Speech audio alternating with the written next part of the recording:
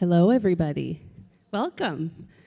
I would like to introduce our singer for tonight. She'll be singing the national anthem. Her name is Peyton Loston, and she is a student here at New York Mills High School. So if you could all please welcome Peyton and rise for the national anthem.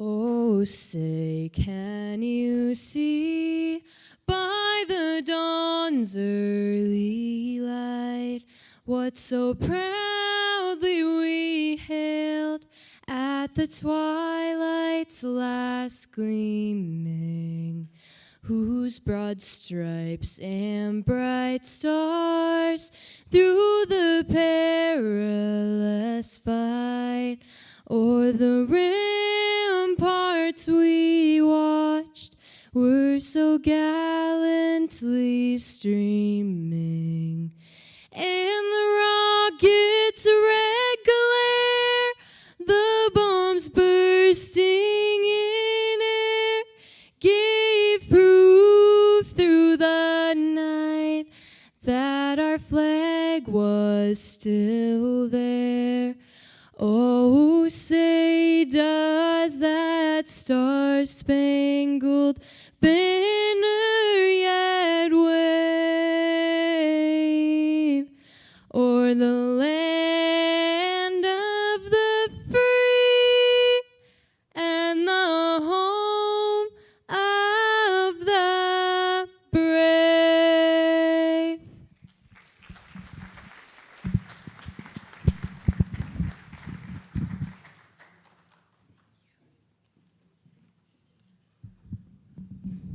That was pretty great, right? Okay, well, welcome. Welcome to the 31st annual Great American Think-Off Debate. It's wonderful to see you all here tonight. Yeah, 31 years. We should cheer about that, right? That's pretty awesome. So my name is Betsy Roeder. I'm the executive director at the New York Mills Regional Cultural Center. I'm a rural rebounder. If you haven't heard that term, it means I grew up here in New York Mills in a rural area. I left for college and lived in Minneapolis for 10 years, and then I came back in 2011 to raise my family. My husband Nick and I moved back, and we had 2 kids at the time and had 2 more, so we're now raising our 4 kids here in New York Mills, and I feel really fortunate to be able to live in a small town and really live my values through the job at the Cultural Center. So I feel like I'm a very blessed person. The Cultural Center, for those of you who don't know, is a very multidisciplinary arts center. So we do a lot of events. We're probably most well known for the Great American Think-Off, but we do a lot of different things. We have a gallery space, we have workshops and classes, we have a concert series, a sculpture park, an artist residency program, and then of course we do community events like this. So the Great American Think-Off, the Fish House Festival, we have a large-scale puppet pageant each summer. Really a lot of events that engage the community, and we really enjoy doing that, and we've been doing it since 1990. So in addition to being what our mission is to be a rural hub for creativity, community vitality, and lifelong learning in the arts, we also serve as a catalyst for economic and community development. In fact, in President Obama's appropriations request to Congress in 2011, for the then new Our Town initiative through the National Endowment for the Arts, New York Mills was listed as the first example of a small town successfully using the arts to drive economic development. And we caught national attention because within the first 5 years of the Cultural Center opening, New York Mills saw a 40% job growth in town with 17 new businesses opening. So the arts is great for the sake of arts, and it's also great because it can really help develop a community in a region. So we're proud of our track record in doing this work. We have 34 years of cultivating the arts in rural America, 32 years in our historic building on Main Avenue, which you're all invited to after the debate tonight, and 31 years of cultivating civil debate through the Great American Think-Off. So each year, we host between 130 and 180 events. And we really do enjoy them all, but the Think Off is definitely one of our favorites. And it takes a lot of work, and let me tell you, we've got a great team that makes it happen. So I just want to take a minute to thank our staff, board, and volunteers, all of whom you said hello to as you were coming in tonight. We have a great group. Our Think Off committee, our longtime chair, Alice Martin, who had the vision to create the committee in 2001 and has continued to lead that group ever since. We have the Cub Scouts and their families here today. They'll be collecting ballots tonight, so that's nice to have some local kids here to do that. I want to thank our finalists, our honorable mentions, and all the entrants whose written words keep us going each year. I want to thank all the press and media who help tell our story and spread the word. Our event partners, so the school here that allows us to host in this beautiful auditorium. You're much more comfortable here, trust me, than you would be squished into the cultural center. As well as the Whistle Stop Bed and Breakfast, where the finalists stay this weekend. Grassroots Ottertail provides the beautiful plants and flowers that you see on the stage. And Devin Sundstrom is a school employee that's been helping us with the technology for our live stream and with sound and lights tonight. I also want to thank business and individual sponsors, which are noted in your program, and I encourage you to please support these local businesses. It really does take a whole community to support the work of an organization like us. And finally, I want to thank all of you. Thank you for supporting civil debate and for showing up, buying a ticket, or maybe even becoming a member or making a donation, connecting with old friends and making new ones, and keeping an open mind tonight. So also welcome to those tuning in online. We're happy to reach a broader audience thanks to the benefits of technology, and we appreciate the broad interest of the Great American Think Off.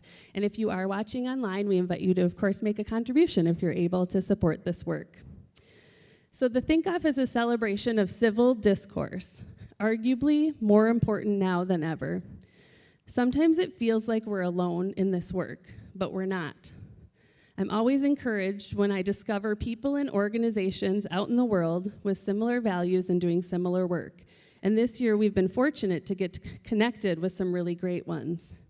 We have the Star Tribune represented here tonight, and we've had some great conversations with them. NPR's Talking Sense is a year-long project that helps navigate challenging political conversations in a way that's aimed at preserving relationships, which really resonates with the work we're doing here. Reporter Catherine Richert released a story this past Tuesday titled, "In New York Mills, the Great American Think Off finalists debate to understand, not to win." I love this headline, and I'm grateful to Catherine and all those who were interviewed. Jill Louise Leisure is an American in Toronto, a writer, singer, songwriter, television producer, and Emmy-nominated documentary researcher, among other things. She just published a Substack post about the Think Off, saying, "My favorite live broadcast of the year isn't the Tonys or the Oscars or even the Macy's Thanksgiving Day Parade. Topping my list instead is the YouTube stream of an annual event called the Great American Think Off." Jill was a production assistant with C-SPAN when the Think Off debate was broadcast live in the late 90s. Now, 25 years later, she's continued to follow along and has this to say about the Think Off. "I welcome this rare experience to feel intellectually transported and let the arguments of regular people guide me to unexpected places. It's not just novel, it's invigorating." So I hope you all have that same experience tonight. And last but not least, I'm grateful for the support this year from the Minnesota Humanities Center. MHC envisions a just society that is curious, connected, and compassionate. They believe in the power of humanities to connect people and communities, bridge differences, interpret the complexities of our world, and positively shape our collective future. We feel these beliefs beautifully align with the values of the Think Off, and we're so glad that they agreed and have supported us not only with an event sponsorship, but also by sending one of their organizational leaders to be with us here tonight. On that note, I'm pleased to introduce our moderator for this evening, Trygve Thrantveit. Trig is the Director of Strategic Partnerships at Minnesota Humanities Center. In his role, Trig builds and stewards relationships that hold the potential to promote understanding, justice, and human flourishing through storytelling and creative civic work across Minnesota's diverse communities. It's been a joy to get to know Trig, and I know you'll all enjoy his presence up here tonight. So please help me welcome Moderator Trygve Throntveit.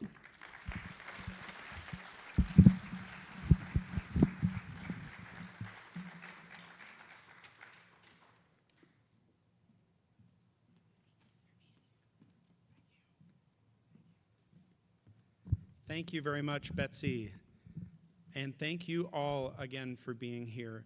And welcome, as Betsy said, to the 31st annual Great American Think-Off, sponsored by the New York Mills Regional Cultural Center in sunny, friendly, picturesque, don't say too much or we'll be overrun with midlife crisis Metro's New York Mills, Minnesota. As Betsy said, my name is Trygve Throntveit. Trig is all I inflict on polite company. I am Director of Strategic Partnership at the Minnesota Humanities Center, where our mission, again, is to use high-quality, humanities-infused experiences to advance a society that is curious, connected, and compassionate. Curious in the sense that we take time to understand the people with whom we share a social world. Connected in the sense that we look not only to understand, but to seek the ways that our actions impact the people around us. And compassionate in the sense that we move beyond that understanding and awareness of connection, beyond even just empathy toward compassion, toward action together that takes account of the social world that we share and the fact that whether we like one another or not, we're stuck with each other and we might as well build a better world together. That's why we're here, I think, to think deeply, to listen respectfully, and to contribute enthusiastically to building a better civic life. A public life, I would like to say, something that's different from our private lives. It's a life where we recognize that what we do impacts one another, and where we recognize that in a democracy, in a society aspiring to self-government, we have a responsibility to keep our collective selves at the center of that process.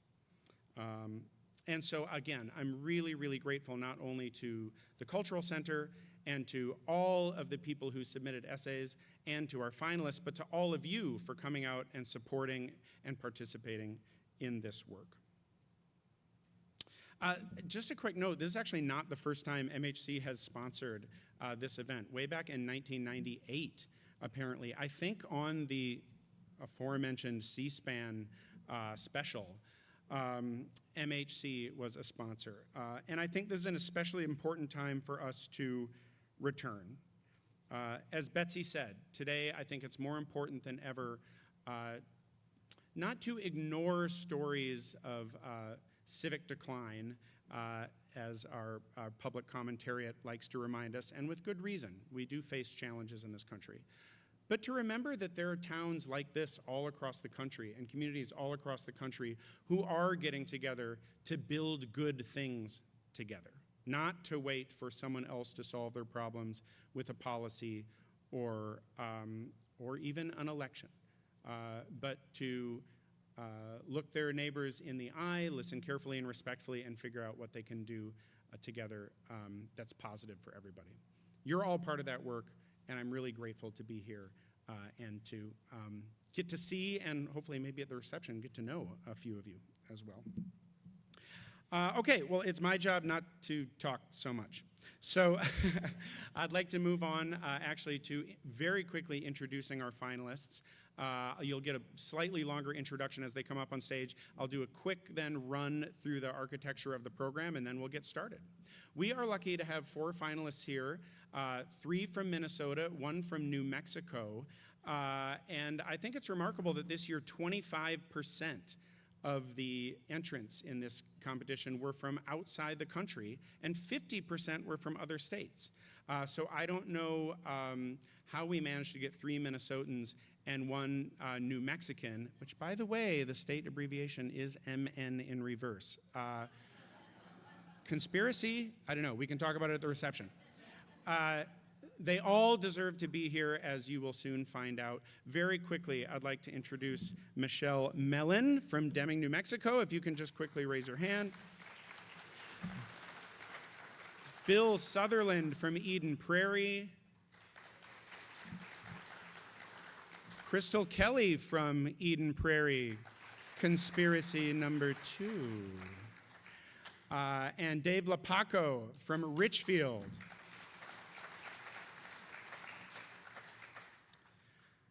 Really quickly, please do silence your cell phones.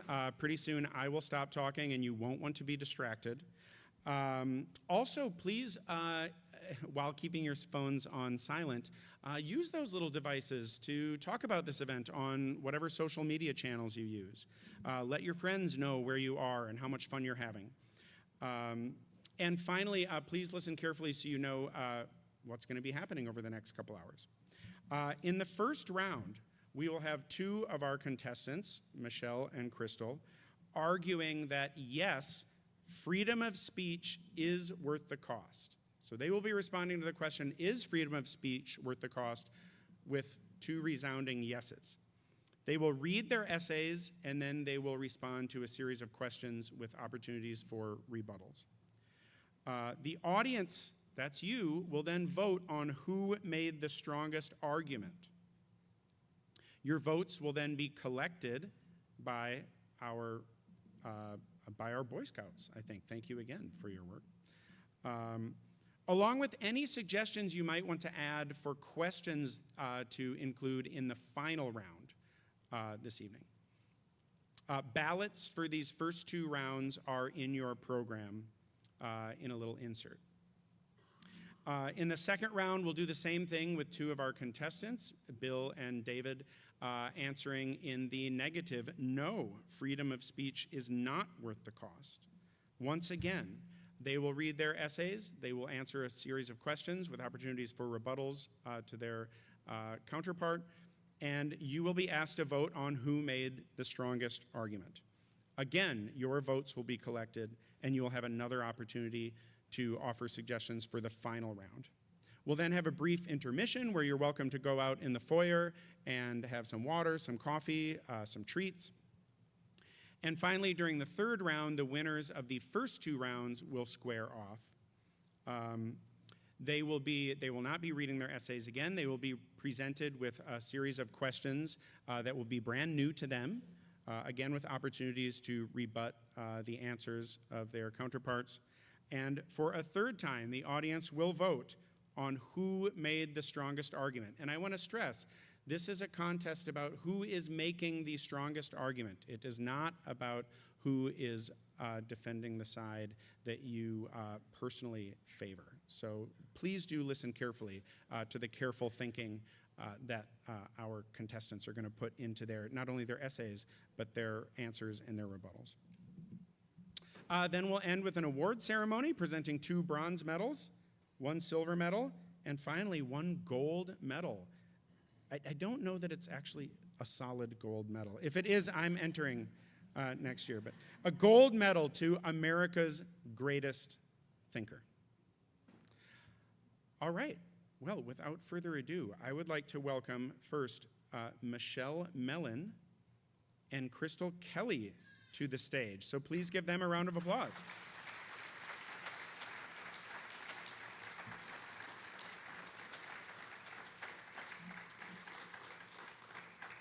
Michelle, to my right, will be going first, as determined by a coin toss. Michelle, again from Deming, New Mexico, I guess her day job says she works as a brand communications and marketing consultant from her home in southwestern Mexico. But what I think is cool, she's also an award-winning author of speculative fiction. Is it science fiction? It is what? Horror and some science Horror fiction. and science fiction. Very, very cool. I don't know. I don't have any titles or I would plug your work, but maybe later. Crystal Kelly is from Eden Prairie, Minnesota. Please, a round of applause for Crystal Kelly. Crystal is also a longtime writer and editor. And fun fact about Crystal, she's a classically trained pianist.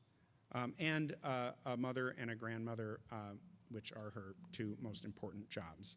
She has let us know. So again, Crystal and Michelle. A round of applause for our first contestants. It's hard to go first. Michelle will read her essay first, and then Crystal will have a chance to read her essay, and then we'll get started with our rounds of questions. So Michelle, you have 2 minutes. The floor is yours. Okay, thank you.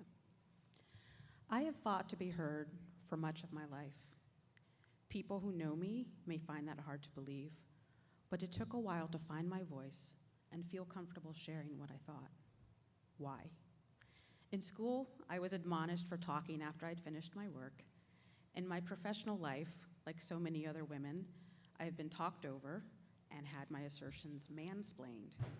And as a Black American, I've been told with undisguised surprise that I communicate rather well.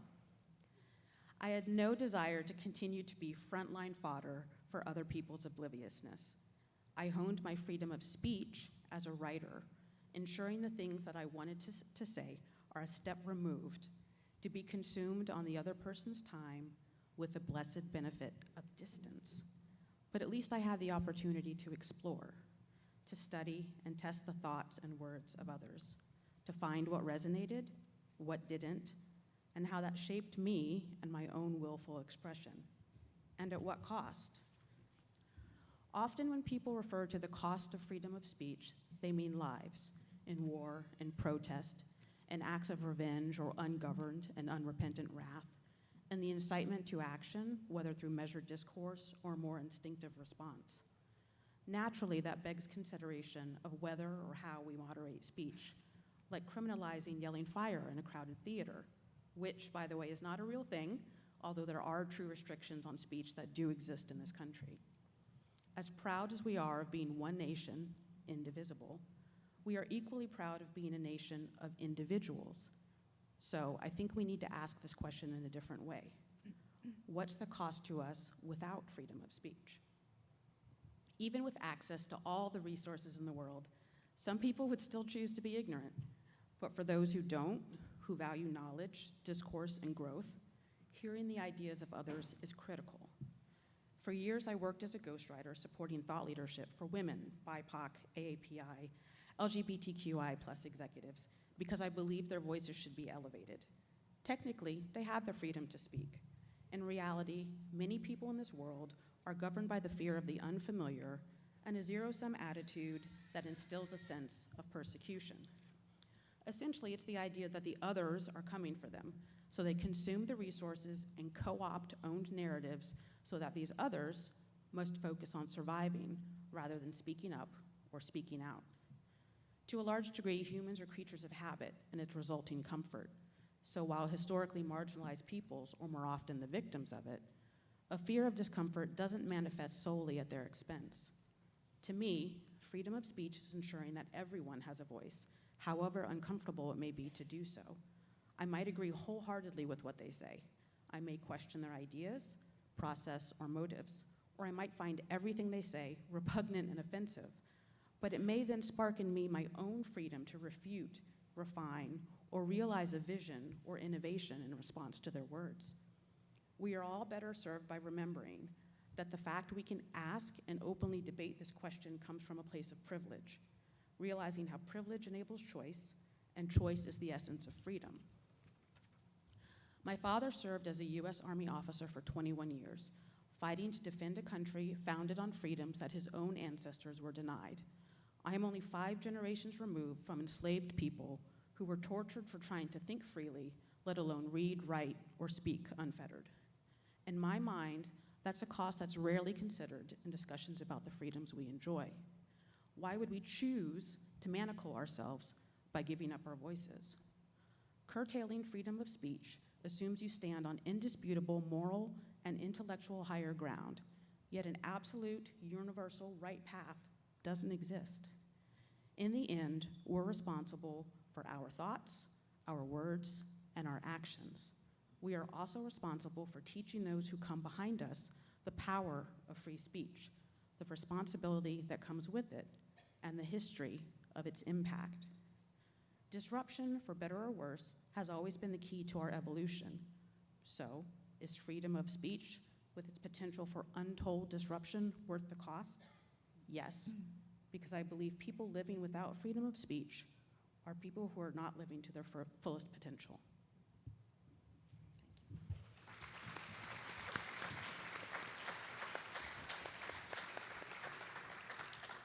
Thank you, Michelle. And Crystal, the floor is yours for your essay.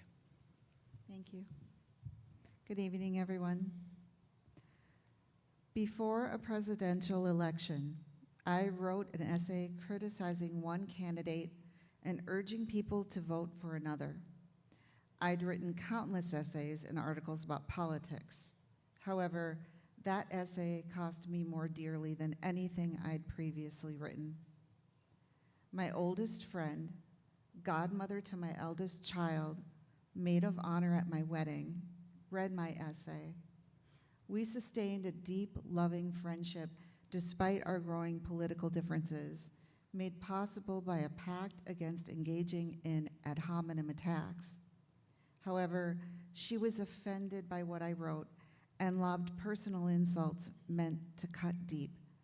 Pact broken, its shards fossilized in social media amber. That knockout punch felled a decades-strong friendship. The next time I saw her was after she summoned me to her deathbed. She knew she'd broken something precious.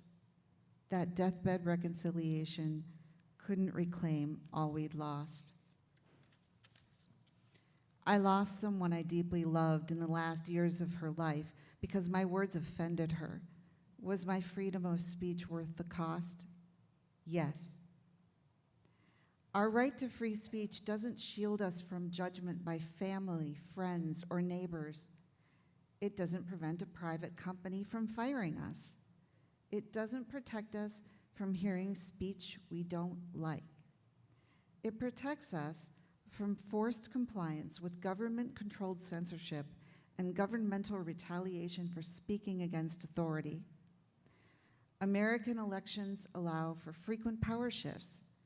Free speech rights guarantee our ability to criticize government without threat of retaliation, no matter who holds power. This is important to every American because during one administration, the powerful may like what you say. However, when power changes, it always does. You may find your speech offends the new occupants of the most powerful seats in the world.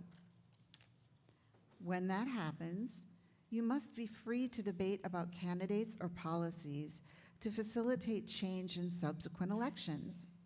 If your speech were chilled through threats or censorship, it could become impossible to freely participate in our electoral process, ending free and fair elections, ending America. We're risking this horrible outcome because our culture increasingly urges that voices be silenced in often well-intentioned efforts to prevent people from becoming offended. I believe nothing is universally offensive. What offends me, what may not offend you. It's subjective. Therefore, there should be no relativism as regards free speech. It must be absolute. Multiple polls show waning support for free speech, especially if speech is offensive. Polls differ and numbers shift, but trends are clear. This dangerous chipping away at our free speech rights is tolerated, even expected, not just on college campuses, but in many areas of American life. The first time I said, "You can't say that," with government edict in mind, was to my late husband during the height of the COVID era. It hurt my heart to say it. It cuts deeper when I hear one grandchild say those same words to another.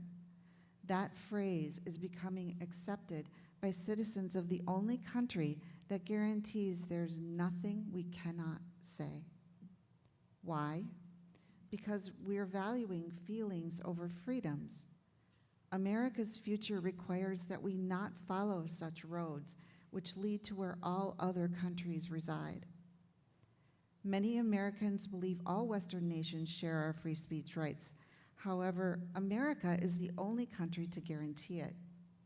The European Federation of Journalists currently lists 109 jailed journalists. Our free speech rights are a reason so many seek asylum here, where they may speak without fear. I wrote my essay knowing I couldn't be punished for it by my government. When it upset my friend, I was never protected from punishment by her. Our nation is grappling with this cost of free speech. We're very concerned about upsetting people. Instead of supporting people silencing those whose speech offends them, we should encourage them to speak right back. And we must speak, even if it hurts. Our government holds awesome power. It's the nature of those who have power to keep it. Without the citizenry's right to speak freely, power will naturally become totalitarian. Americans conducted a revolution to remove the gilded boot of a king from their collective necks. They knew enshrining freedom of speech would help protect the new republic from future totalitarianism. I lost a beloved friend, yet exercising free speech has cost so many so much more. Their lives, livelihoods, lives of spouses, parents, children. Brave voices continue speaking out no matter the cost. These costs of freedom aren't paid in vain. Without them, America, beacon of hope to the voiceless, could cease to exist. That is too high a cost.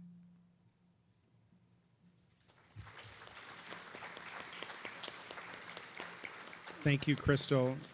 And thanks again, as you can tell, thanks again to the reviewers who blind reviewed hundreds of submissions. Obviously, they did their work very, very well in selecting these 2 of our 4 finalists. The next stage is a question for Michelle. You'll have 2 minutes to answer, and then Crystal, you will have 1 minute for a rebuttal. Again, this was decided by a coin toss prior to the debate.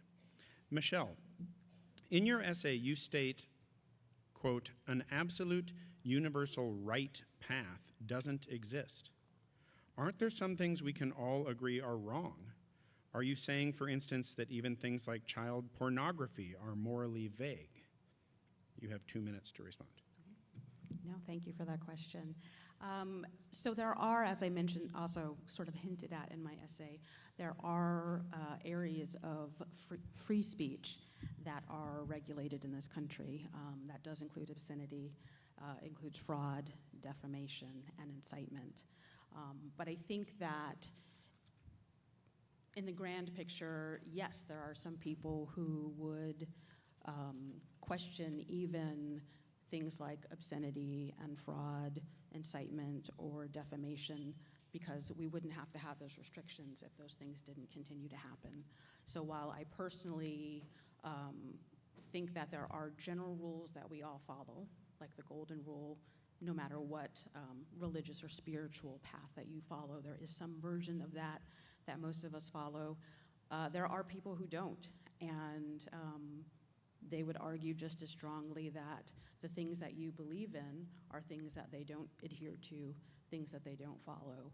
I think we spend so much time trying to bring everyone together and have complete consensus on things. We forget that sometimes the point of healthy debate and disagreement is to try to understand each other and then find new ways to move forward.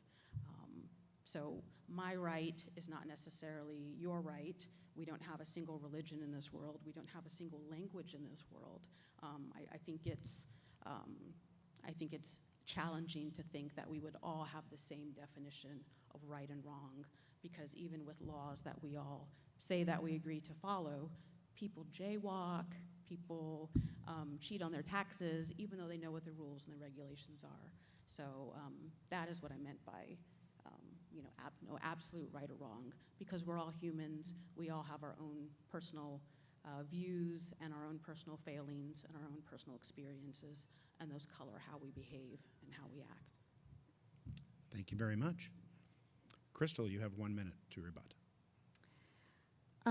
I stated in my essay that I don't believe anything is universally offensive, and I take that as a hardline position. I think for those who are purveyors of the content that you mentioned, they don't find that offensive. People who seek that out don't find offensive. Those might be extreme examples, but as far as, they do exist, and I think that more so, most of the country is in the middle, and there are some fringe ideas, but because there is no universality in offensive speech, we need to look at the fact that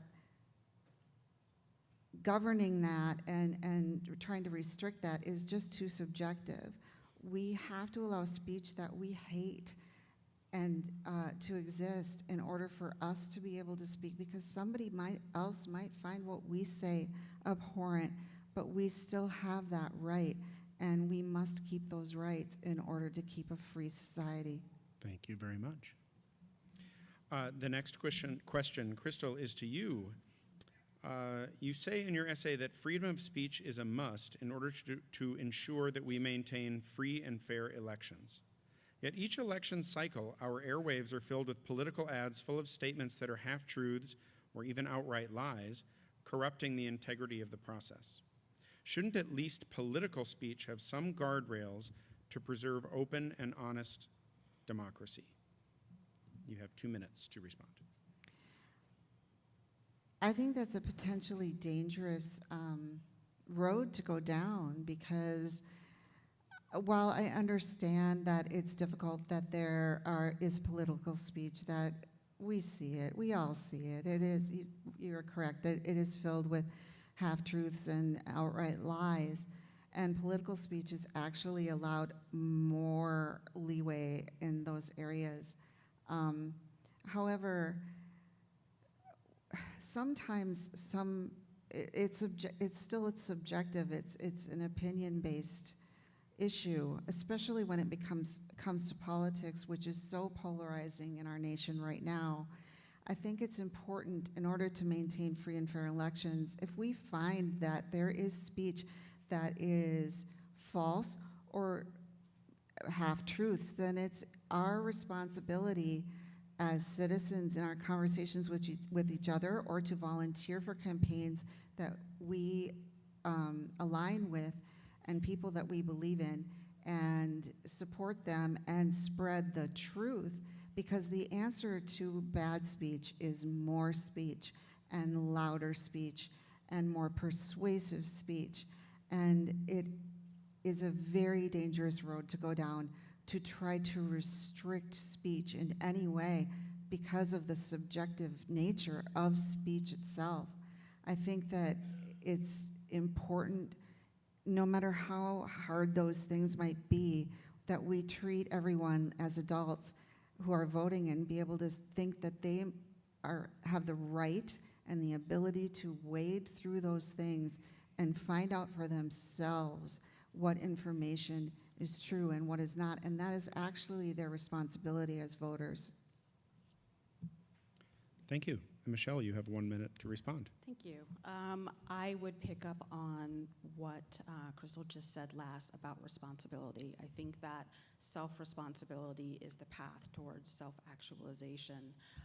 Restricting speech, I mean, I always think that's a slippery slope. Where does it stop? So the same amendment that talks about free speech and expression also talks about free press.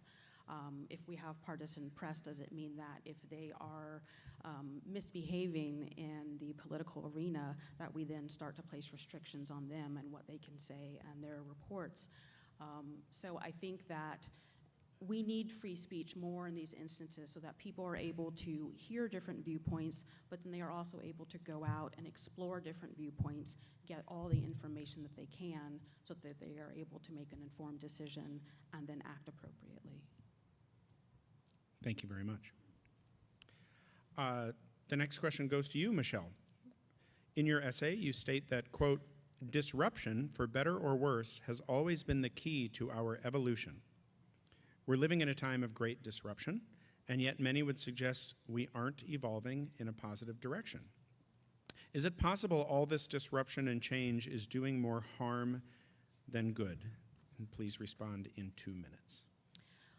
I don't think the problem is with the disruption. I think the problem is with the way we are reacting and maybe even falling behind that disruption. So I think we've entered an age where our innovation is starting to outpace our ethics. We are getting excited with the idea that we can, and so we do, and we don't take the time to think about whether we should. And I think that's the situation that we're in. So we're coming up with all these new technologies, AI, social media, all of these media that allow us to put ideas out in new, faster, and perhaps not as easily verifiable ways, but we don't have any guardrails around any of that. So we sort of let our excitement about the fact that we can create these new things, and we do have these new ways to put information out there, sort of get ahead of our our rules and our regulations around how we do that responsibly. So I think disruption is necessary. I think disruption is natural, but I think we also need to take a look at the difference between disruption for change and disruption's sake and disruption that is actually moving us forward as a society and as a people. Choose the path that we want to take, and then set some sort of strategy and plan so that we are running in parallel with this disruption and not chasing behind it. Thank you, Michelle. Crystal, you have 1 minute to respond.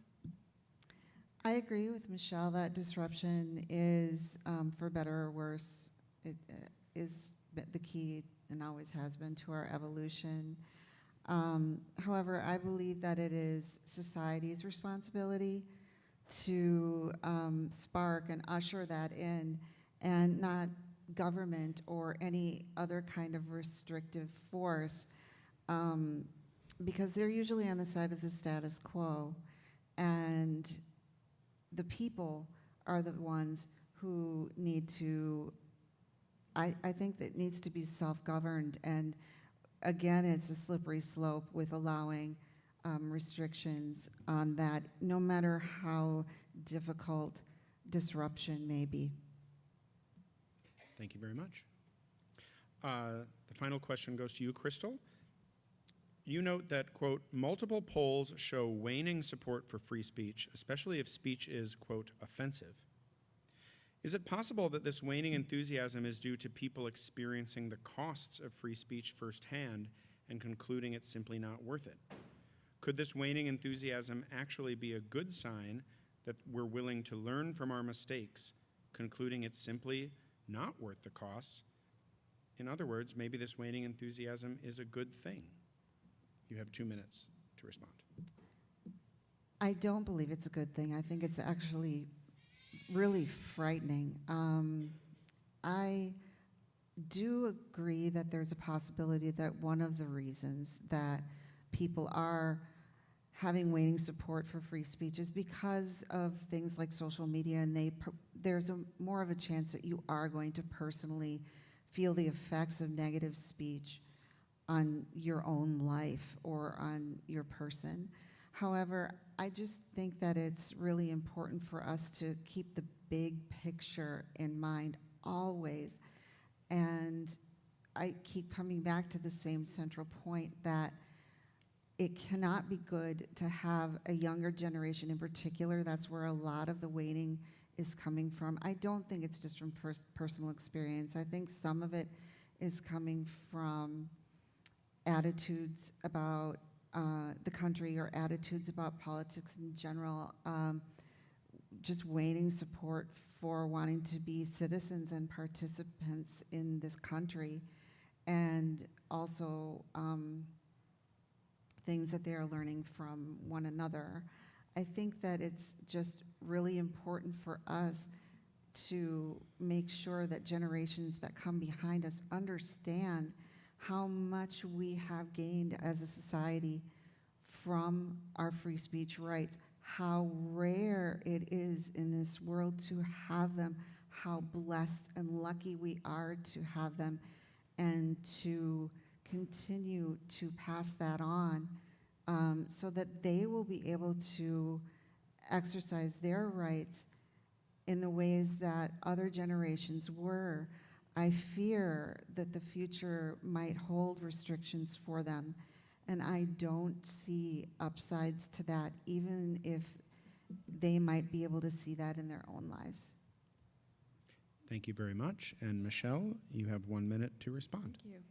I think the only way I would envision that as being even remotely a good thing is if that waning support for free speech led to some sort of backlash and rebound.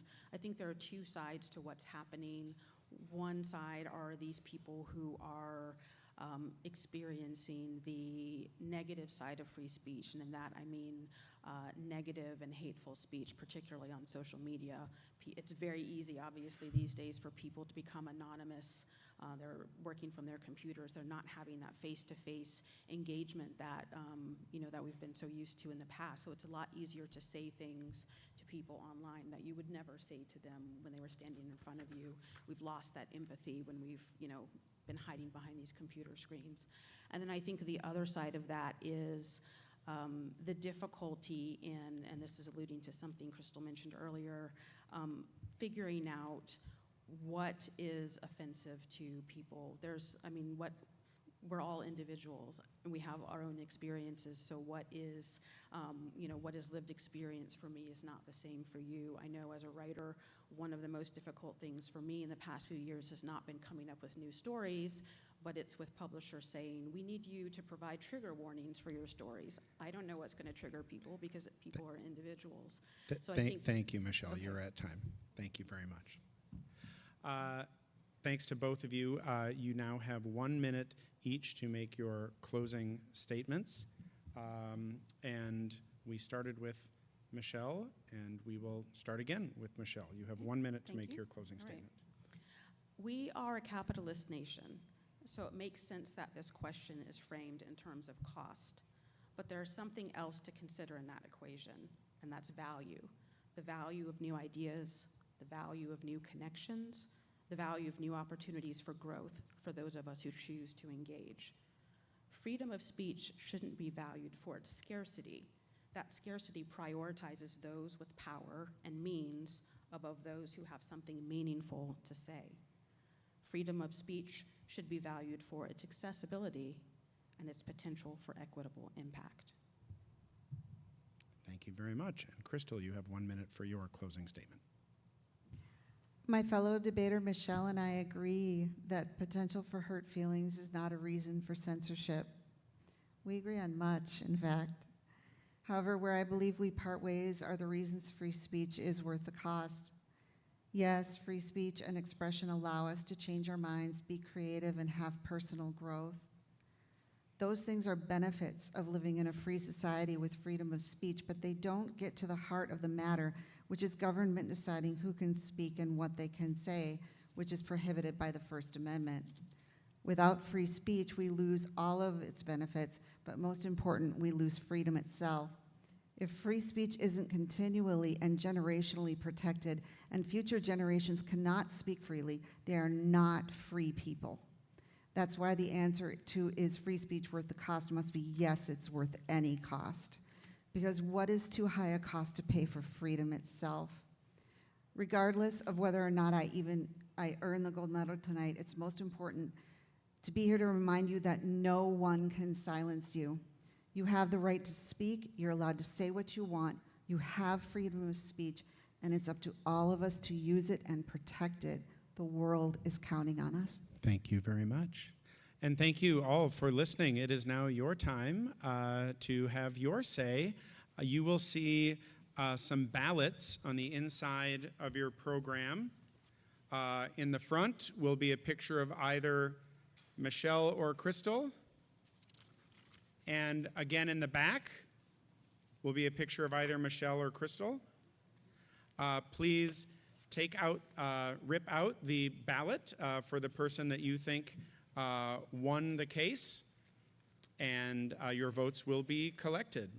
In the meantime, do take time to think about and submit any questions you think would be thought-provoking for the final round when one of these two debaters meets one of our next two debaters to finally decide whether or not, for all time, whether or not free speech is indeed worth the cost or not. And how about a round of applause for our two finalists in support of the proposition that free speech is worth the cost, Crystal Kelly and Michelle Mellon. Thank you both very much.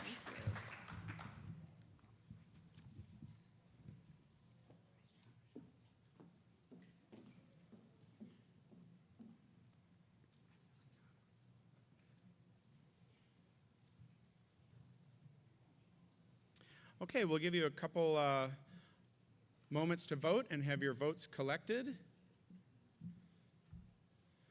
No one ran up to tell me that I did that last bit out of order, so maybe I did it correctly. Or maybe we're playing it cool, in which case I just ruined it.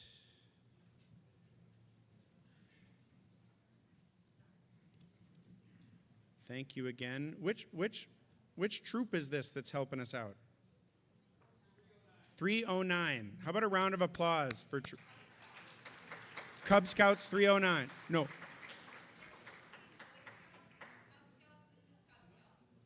All right, Cub Scouts 309. Excellent.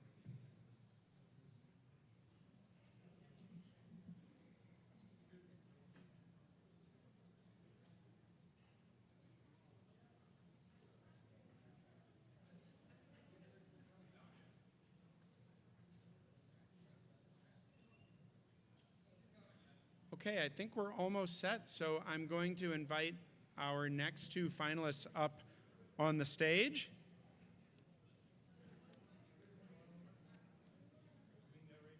Yep, you can come on up.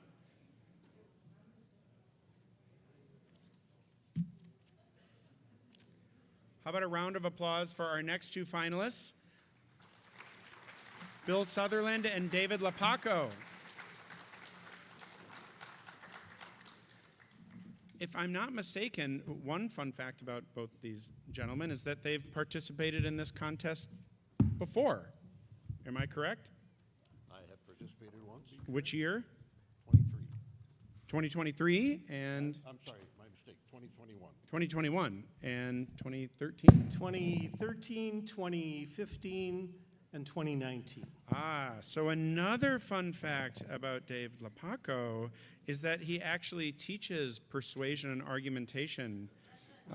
He's gainfully employed in such work at Augsburg University of Minneapolis.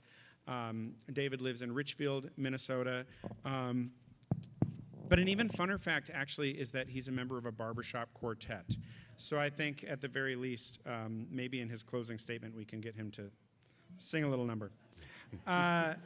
Bill Sutherland from Eden Prairie, Minnesota, also Grand Marais, other parts as the wind takes him, is an engineer. And I think it's just wonderful that someone who's devoted his career to engineering has also taken such an interest in the rhetorical arts. So thank you, Bill, for being here. Thank you.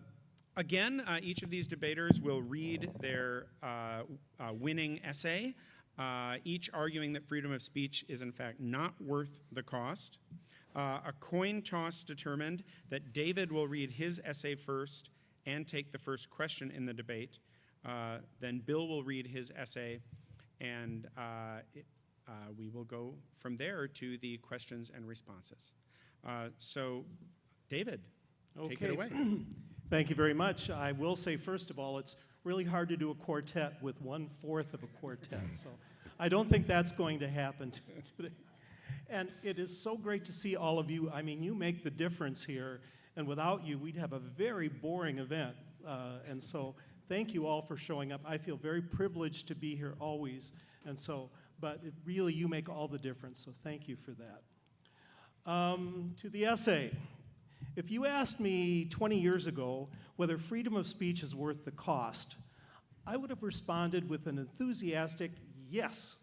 There was a time when people could be trusted, when bizarre rumors didn't circulate globally in an instant, when people did actual research, and when our stream of information was not so continuously polluted. Back then, if you were seeking media attention, you'd have to work through a gatekeeper, someone like an editor or a reporter, and convince them that you had something worthwhile to say.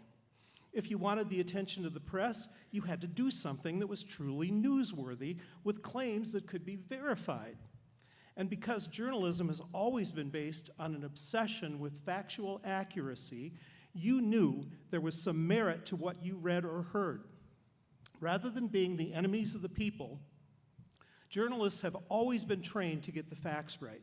If they don't, they can literally be fired on the spot.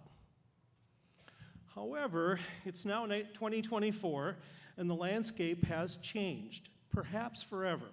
In many ways, the traditional principles of freedom of speech have become a relic of the past.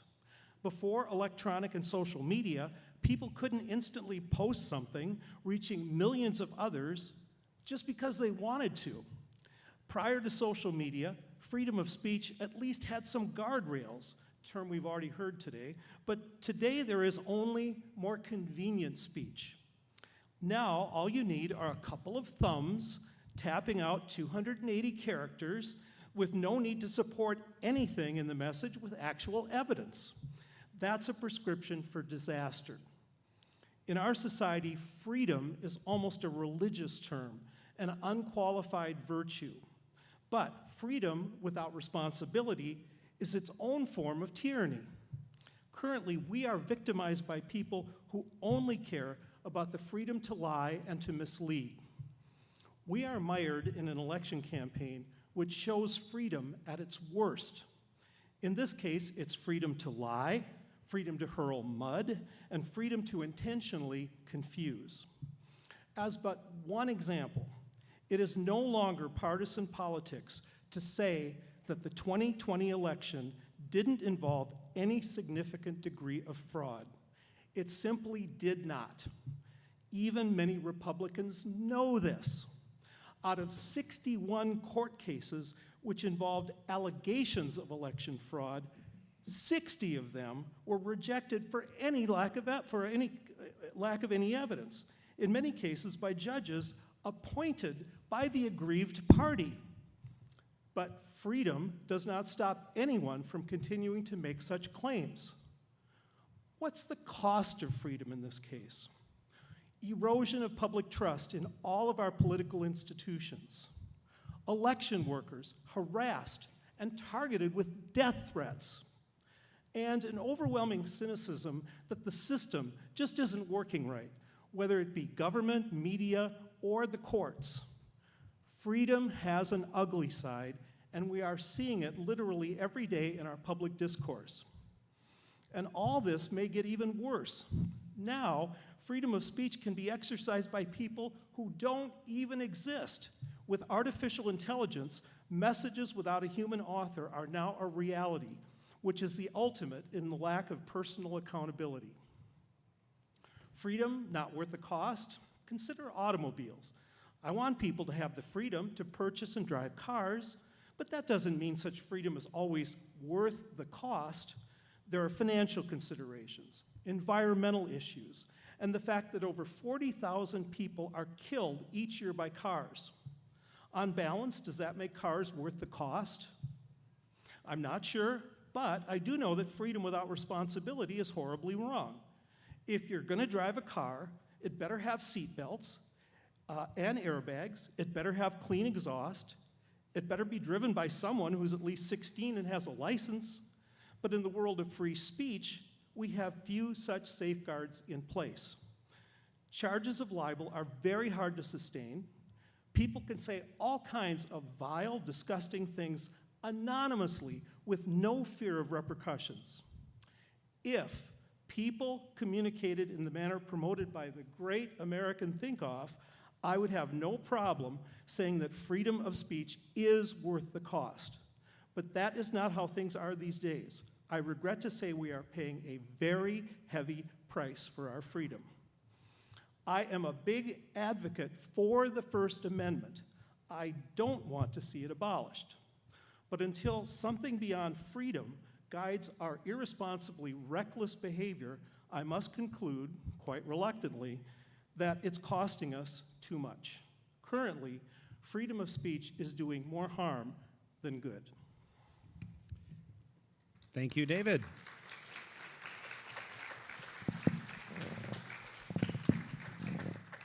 Bill, please read your essay for the crowd.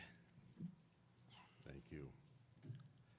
Is freedom of speech worth the cost? No, it is not. Freedom of speech is of immeasurable value, but it is not worth nearly the cost that our society has assigned to it. The simple reason is that this cost is misapplied. It very often does not actually attach to freedom of speech, but rather to the systemic absence of freedom to be heard. The ubiquitous Facebook and its ilk attest to a crucial psychological fact. People want to be heard, or said another way, they want to feel they matter. Many episodes or even historical eras of civil unrest in our nation have been transparently about not being heard. Others raise different issues in their headlines, but oftentimes the undergirding reality was about not being heard, especially about refusal to be heard by a governing body. A half-century ago, Walt Kelly's comic strip possum Pogo famously observed, "We have met the enemy and he is us."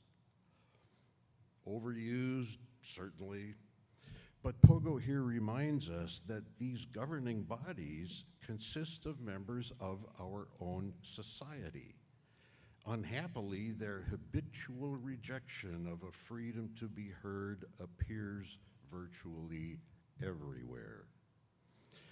One turbulent era was in full flower in the latter half of the 1960s.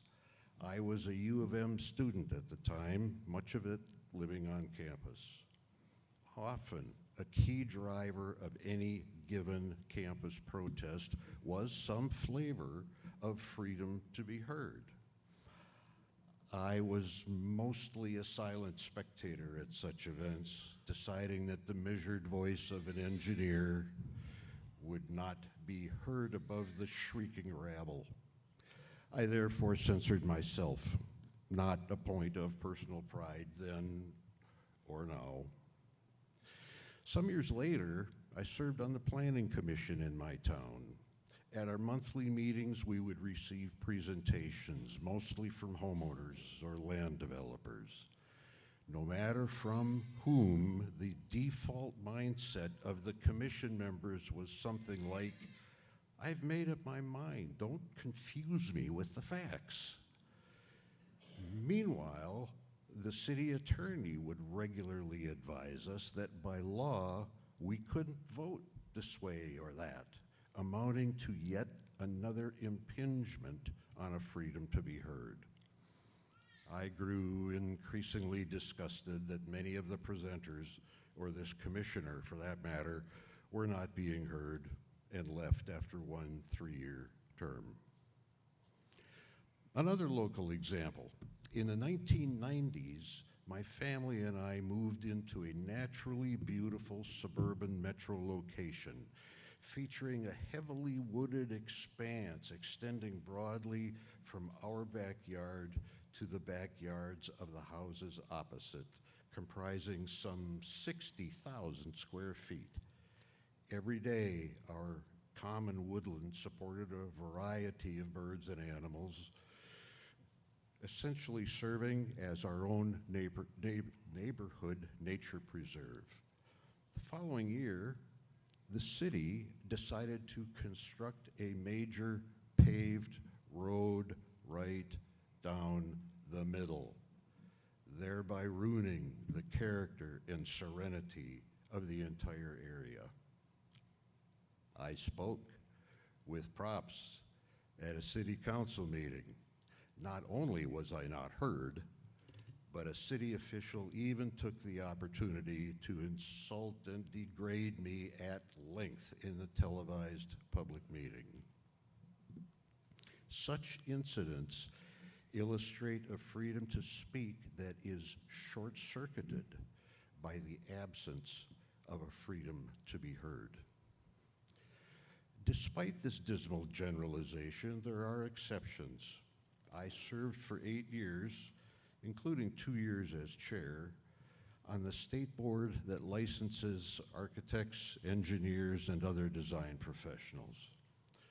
The core purpose of this board is protection of the public from unscrupulous or incompetent professional practice, and it upheld a literal and refreshing interpretation of the word hearing. Proposals presented that were consistent with the board's stated objective were actively considered, and those deemed meritorious were introduced into the rulemaking process or even espoused in legislative committee meetings for potential enactment into state law. The United States has enshrined freedom of speech in the very first amendment to the Constitution, and I feel certain that the founders knew full well that for all its value, some predictable cost would accrue, but nothing like the grossly excessive cost we see on the streets or the internet today. The fix is simple, but clearly not easy. First, assign this cost to where it rightfully belongs, not to freedom of speech, but to the absence of a freedom to be heard. Second, commit not to be our own enemy, but instead to recast our society and therefore our government into one that genuinely adopts a core tenet of the late Stephen Covey of 7 Habits fame, to listen, not just with the intent to reply, but with the intent to understand. The domestic tranquility expressly cherished in our Constitution depends on it. Thank you, Bill.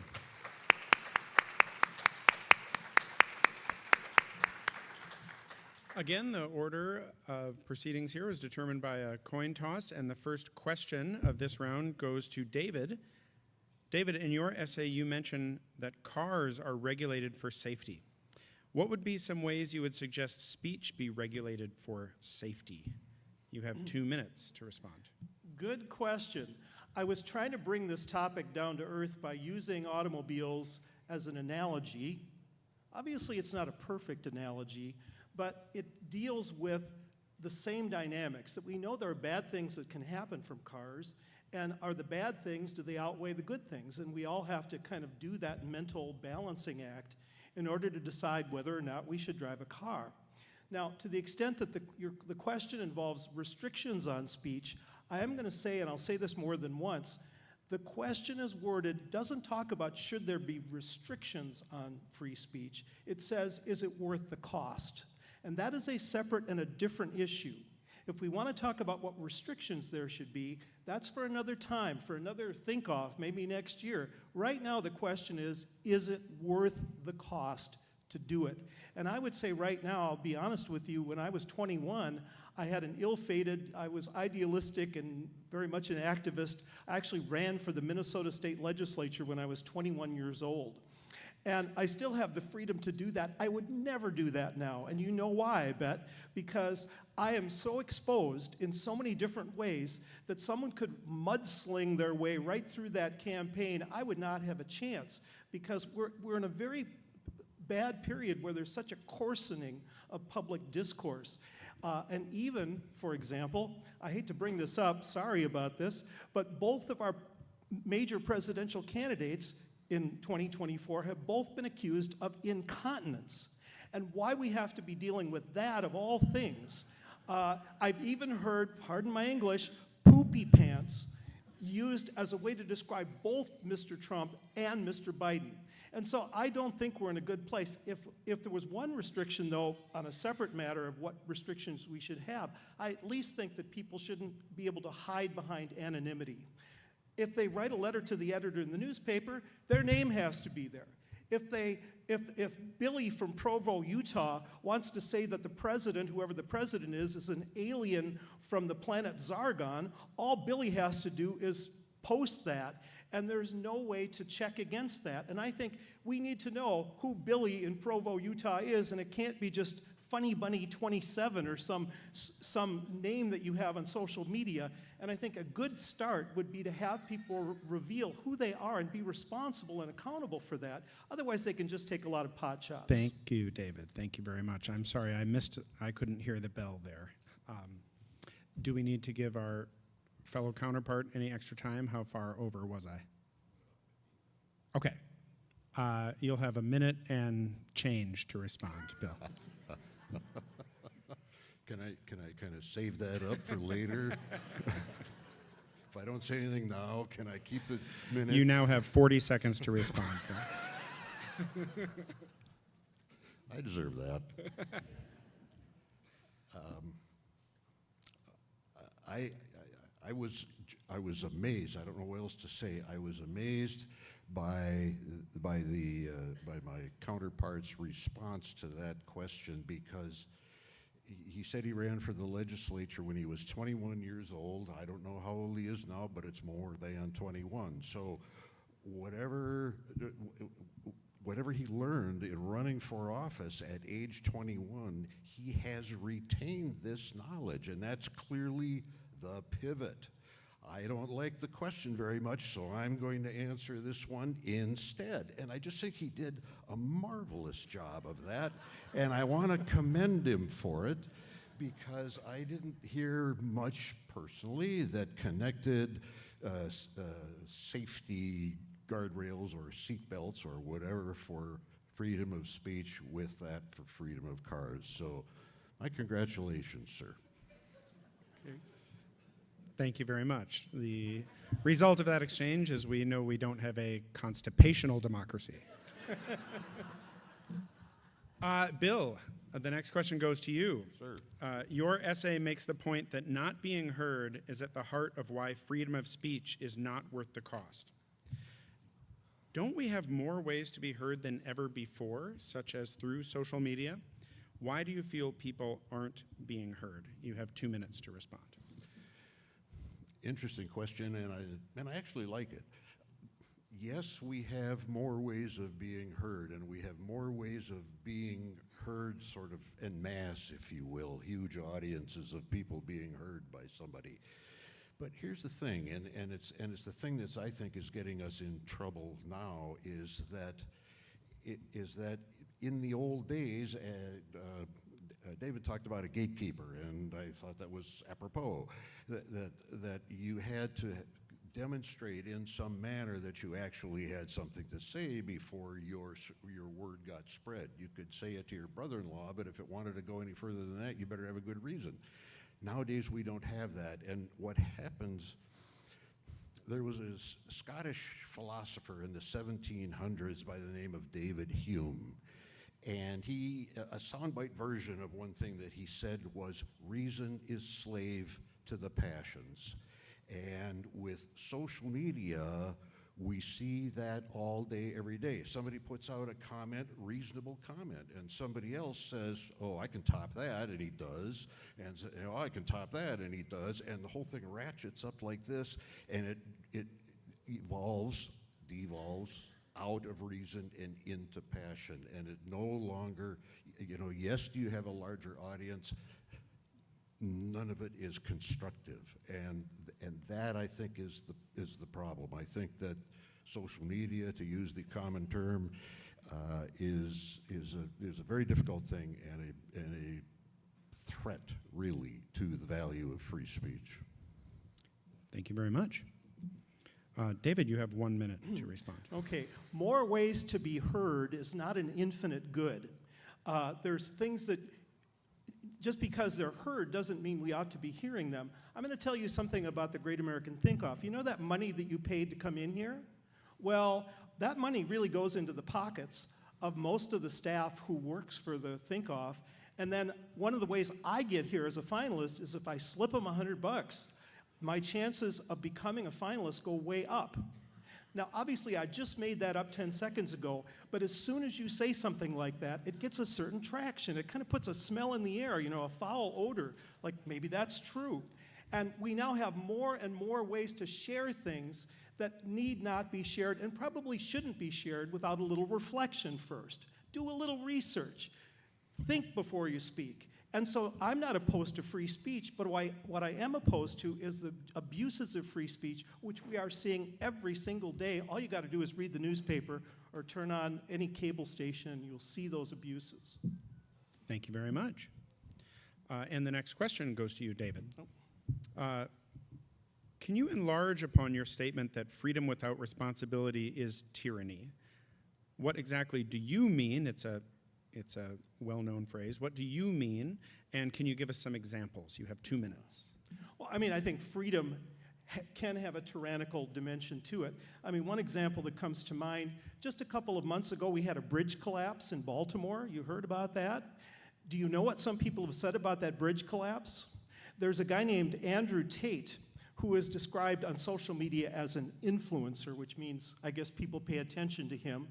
And he said, without any evidence whatsoever, that the ship ran into the bridge and knocked it over because there were cyber attacks on the ship from another country, an unnamed country, but another country. And this got 13 million views on his social media network. Then we had Alex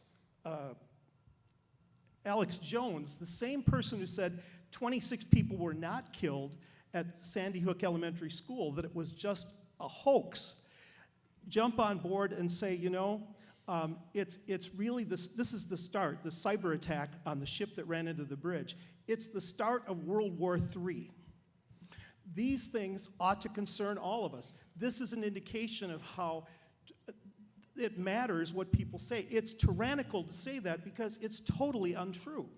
And so unless we have some concern for the truth, as consumers, we are going to continue to be victimized by people who think they know the truth because they keep saying it over and over and over again. And some of these people will tweet or post 50 or 60 times in one weekend.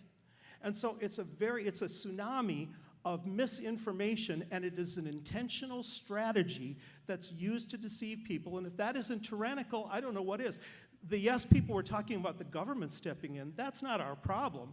The problem is these other people who are telling us what's true when in fact it isn't. Thank you very much. Bill, you have 1 minute to respond to the question.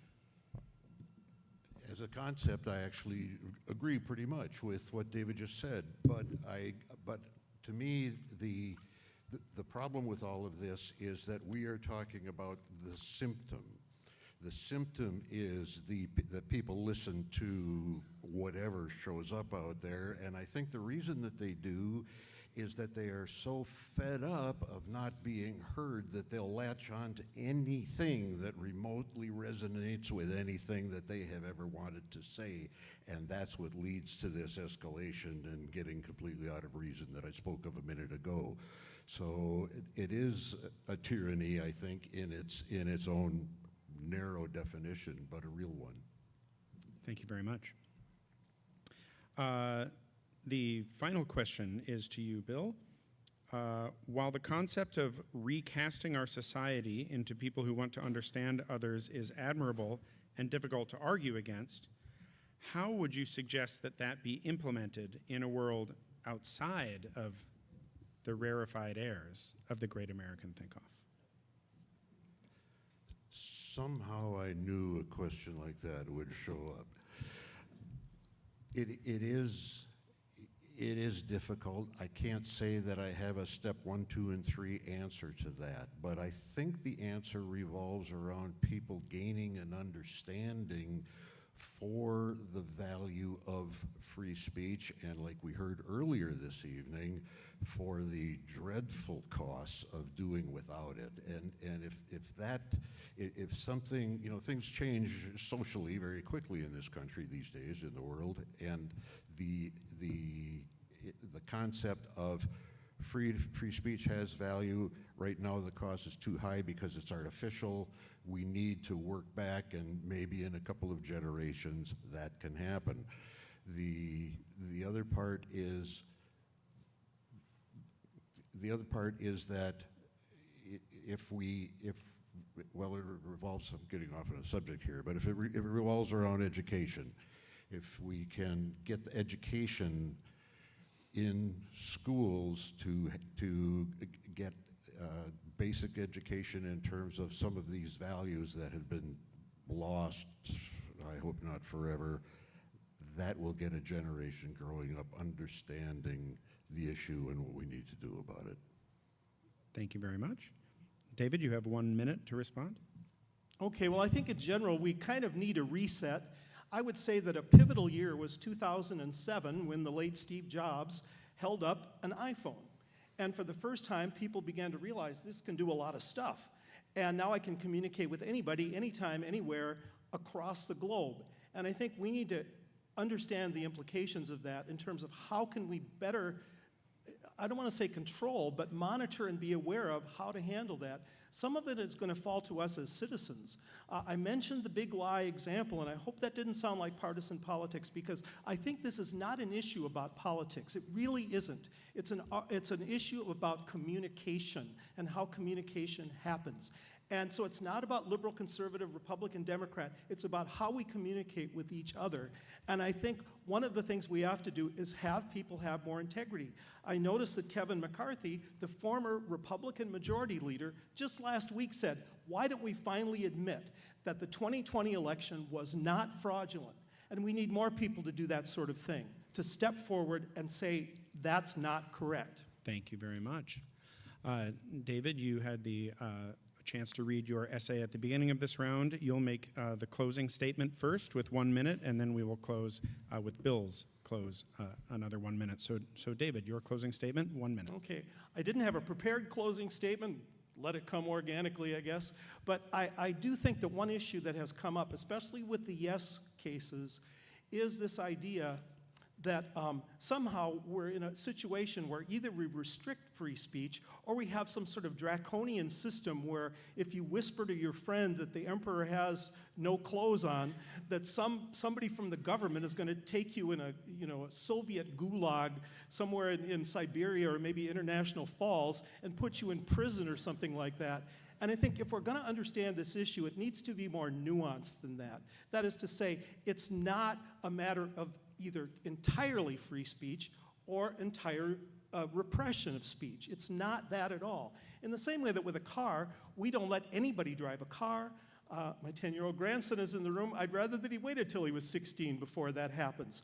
That doesn't mean I don't believe in the freedom to have a car. I just think there need to be some guardrails, boundaries, and guidelines for that. And I think that's what we're missing right now. We're desperately in need of a way to have a reset that will make sense and still preserve freedom. I'm not opposed to freedom, but I think right now the cost of freedom is ginormous, and I even think about someone near and dear to me in the second row who is now an election judge, and I know that some election judges have been threatened, and it scares the crap out of me to think that some of this is due to the idea that elections are not being conducted fairly. Thank you, David. And Bill, 1 minute and a few seconds for your closing thought. a lot of the conversation tonight has been what I view about the symptoms and not causes of not being heard and about the costs associated with that. I learned the value of civil discourse pretty early in my life. I was 17 years old when mutual friends introduced me to this beautiful blonde. I liked her right away, but she had a girlfriend, a boyfriend, of course, by the name of Rick. One day, a couple of weeks later, Rick called me up and said, "Hey, let's talk." And I was shocked, but I said, "Okay, let's do that." So when I rang the bell at his house, his big brother came flying out the front door, fists raised, and I just thought, oh. 1 second later, Rick came flying out the door and said, "Back off, this guy is my guest." And Rick and I spent several blocks on foot discussing this very high stakes situation at hand. I was 17, right? Finally, we agreed over a handshake that our opinions on the subject were really only secondary and that the primary opinion really belonged to the beautiful blonde. So we agreed to that, and I am happy to report that this beautiful blonde is seated right there. And will I'm going to let you close that. You couldn't close on a better note than that one right there. We got grandkids. We got beautiful blondes. We got it all in New York Mills. Although the opinions expressed about International Falls are not those of this organization. Thank you very much. How about a round of applause for Bill Sutherland and Dave Lepaco? Again, you have an opportunity to vote who won this round. The ballots are in the same place as before. The people's pictures are on the ballots.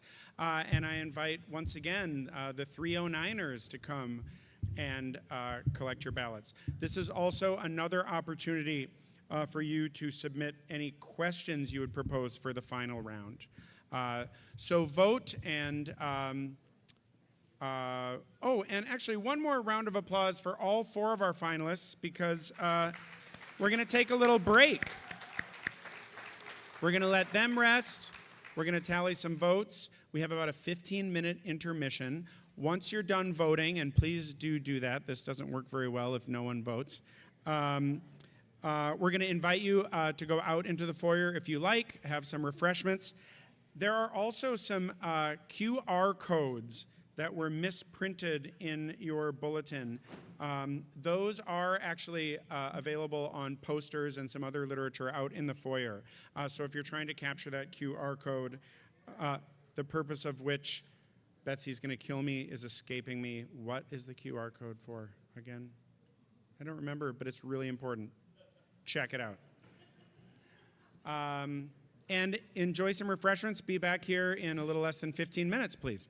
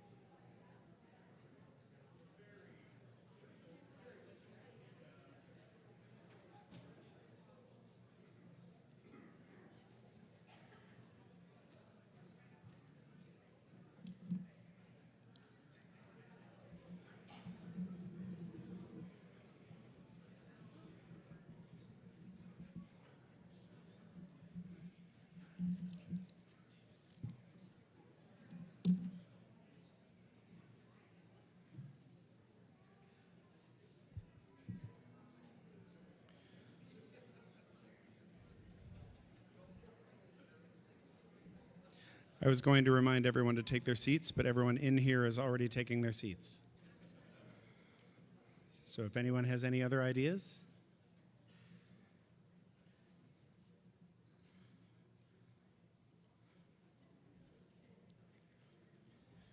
This is the problem when you offer home-baked treats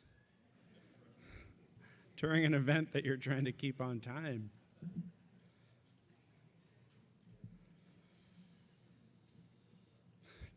Chatty Minnesotans. It's also a beautiful day, which means everybody's talking a lot. I hope it'll last.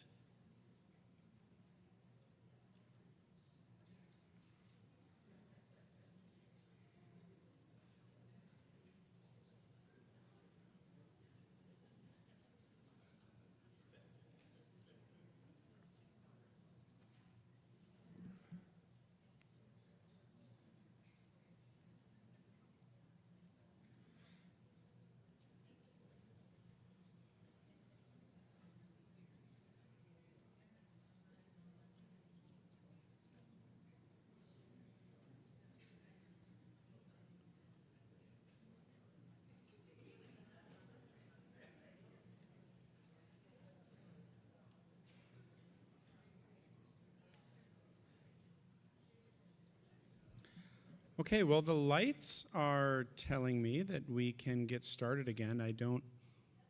Okay, I didn't know if I was leaving a bunch of people out in the land of lemon bars or not. But, well, thanks again, everybody, for making it back. We're running a little bit behind schedule, so I'm going to get right to the announcement that you all have been waiting for. After listening to 4 excellent essays and 2 riveting debates, we do have our 2 finalists. First of all, a round of applause one more time for our the final 4. Michelle Mellon, Bill Sutherland, Crystal Kelly, and David Lepaco.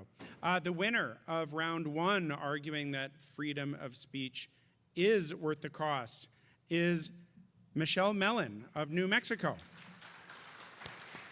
Congratulations, Michelle.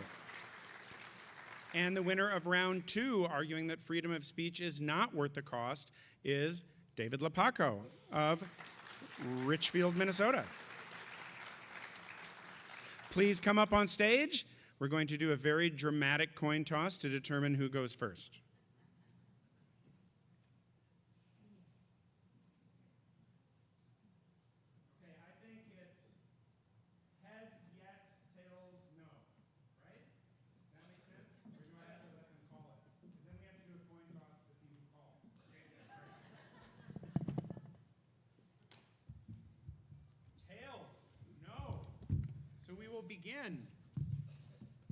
We will begin with David.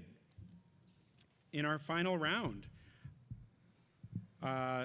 David, you will have 2 minutes to answer this initial question and several following. After each of your responses, Michelle will have a 1-minute opportunity to respond. The first question on the topic of freedom of speech not being worth the cost.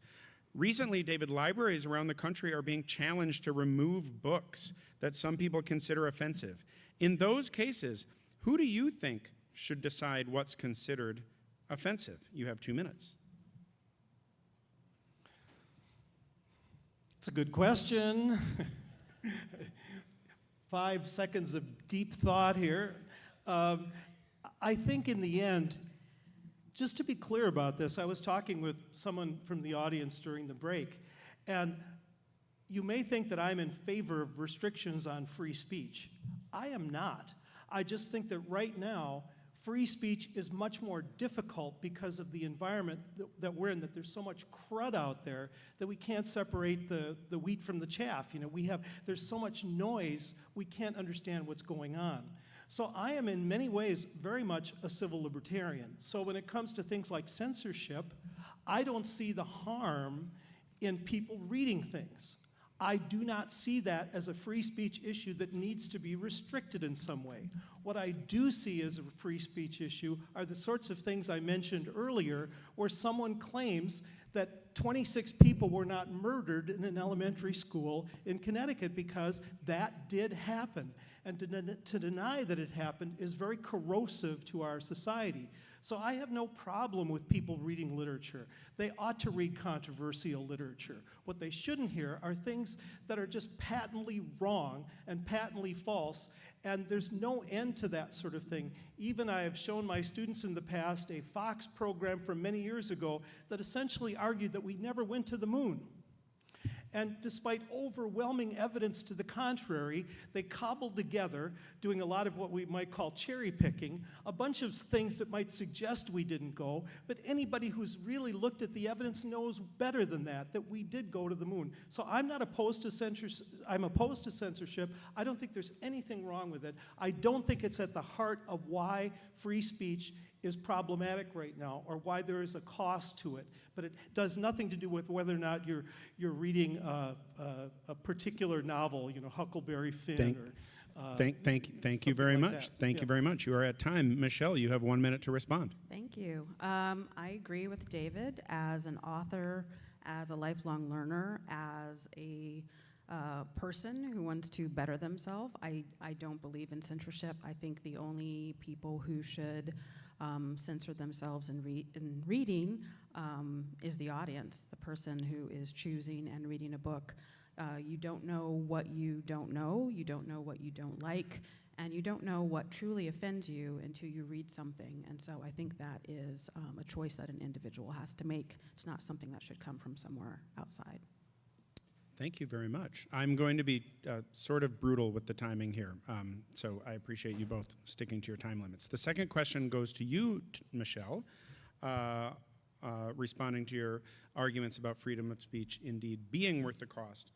Hate speech and bigotry are taking cover under the protection of free speech. Isn't that an awfully high cost, considering how hurtful it is to the victims, whether the victims are individuals, society, or the body politic in general? Why should it be allowed? I do agree that it is a high cost. I think it is the cost of growth and progress and advancement, like any other cost that we've had throughout our history.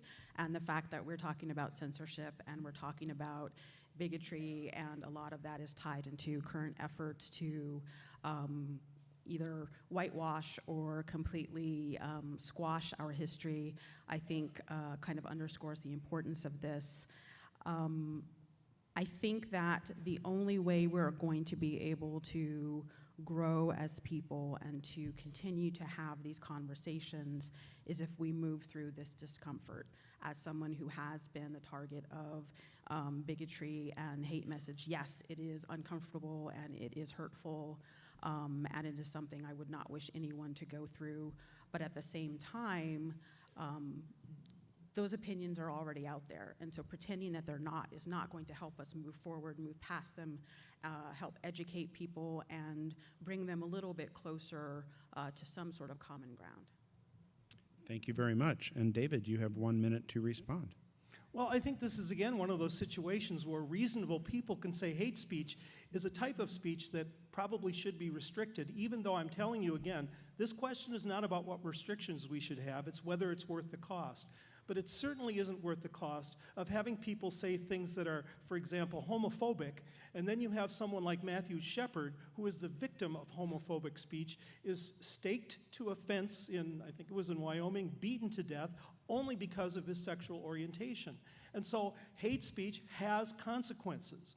And so hate speech needs to be controlled and monitored. Now, if you want to say that to your friend, okay. If you're going to say it on national TV, that's a whole nother story, and that sort of thing should not be tolerated. And we can all agree on that 90% of what we're talking about is perfectly okay. But hate speech is not one of those things in general. With a lot of specific situations that might be a little bit different. Thank you very much. And the next question goes to you, David. If we think too much about the cost of freedom of speech, how can we ensure that we are encouraging all voices to be heard, especially if some are afraid of the potential consequences for speaking their truths? You have 2 minutes. Well, that's a good question, too. I mean, part of the toxic culture that we're in is you have to be very brave sometimes in order to explain to the rest of the world how you feel about something. And I know that there are people who feel silenced. I know our college campuses, since I've been on one for the last 38 years, tend to have a liberal bias, and whatever you mean by that. And I think there are some more conservative students who feel very much intimidated by that environment. They are afraid that they are going to be harassed, made fun of, ridiculed in some way, and that's the kind of thing that we have to somehow eradicate, because there has to be a safe place for everybody. But right now, there is not a safe place for everybody to speak, and I even know that as a white male. There are things, if I say them on a college campus, there's going to be hell to pay, because it will indicate that there's something about I'm not sufficiently woke, I'm not sufficiently sensitive to a particular issue. And that kind of mindset is so much dominating our rhetoric these days that we can't sit down and listen to each other. And so I think that's basically the situation, that we need to be aware of that dynamic. Thank you very much. And Michelle, you have 1 minute. So I know from personal experience that those voices aren't being heard. These are the people that I've been working with over the past few years to help get their voices out there through the ghostwriting that I do. I also know that we have these challenges with these, finding these safe spaces, as David said. All very true. I don't think the solution is to retreat from what is happening. I think we instead need to advance. I think we're allowing a small group of very loud voices sort of create these unsafe spaces where people do not want to enter, and I think we just need to enter en masse and say, this is not okay, you are responsible for what you say, and now you need to suffer the consequences for that. Thank you very much. The next question goes to you, Michelle. Research has shown that foreign entities are trying to influence our elections by spreading disinformation on social and other media channels. Shouldn't at least foreign entities' speech be regulated? You have 2 minutes. I think that's a difficult thing to define, particularly in the global environment in which we live. So are we talking about messages that are originating from a foreign country? How do we know that those aren't American nationals who are living in that country? I mean, I lived in Germany myself for 3.5 years, and I know for a fact that there are a lot of countries outside of the US who are looking to us as an example and are very invested in what we're doing here. I think just the state of things makes that very difficult to define, let alone regulate. I think, again, it comes down to providing people with sufficient information that they can do the research, should they choose to. You can put it in front of some people and they won't, but they should still have access to all available information so that they can go out and make an informed decision. Thank you very much. You have a minute to respond, David. I think the main issue is, again, this de-individuation where people can be anonymous and we don't know who is sending out the messages.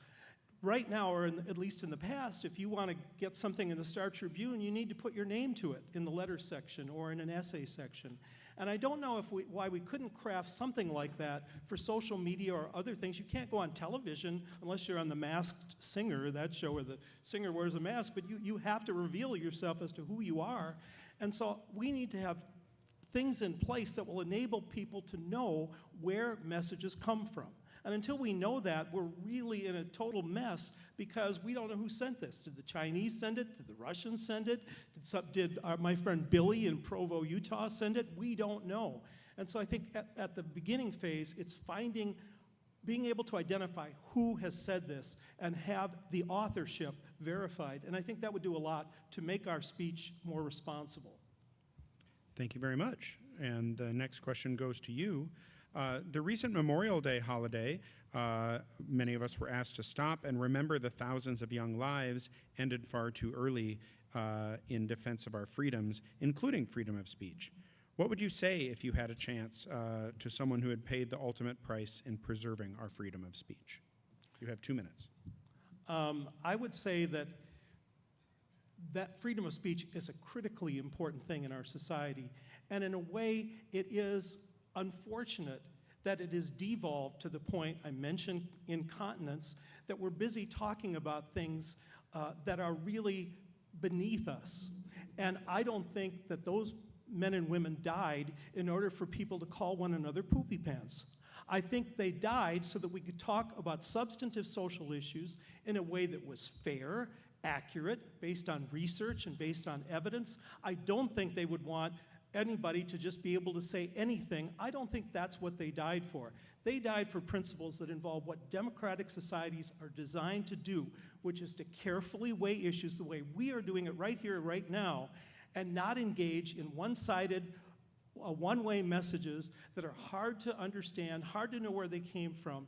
And so I feel very patriotic about the First Amendment. I would like to see the First Amendment enacted and used more in a more vital way, in a way that's more fair.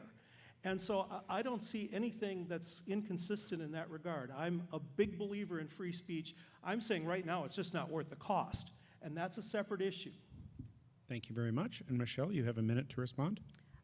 So I think that my response, first of all, would be thank you for your sacrifice for our freedoms.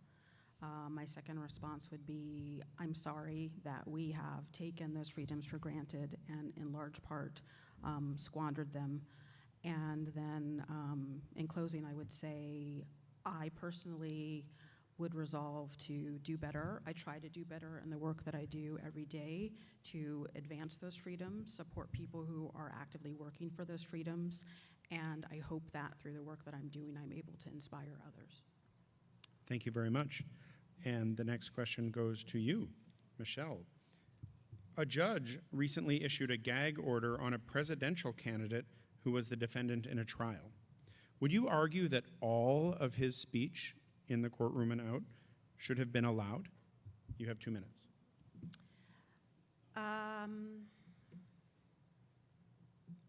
I would not argue that all of his speech should be allowed if it falls within those very narrow categories of the First Amendment that are restricted speech. So we're talking about defamation, we're talking about incitement to negative action, we're talking about obscenity.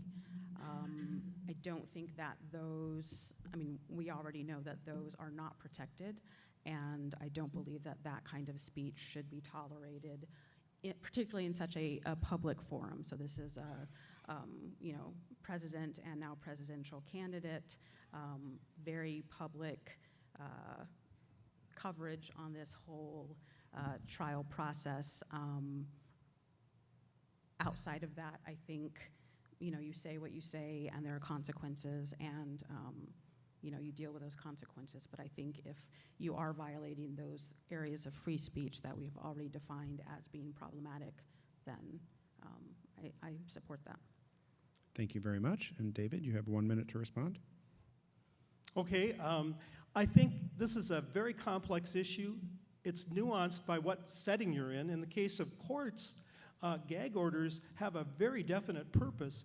If I enable any defendant in any trial to know the names and addresses of all the jurors, I'm exposing them to great potential harm. And so a gag order is necessary in that context. In some other contexts, not so much.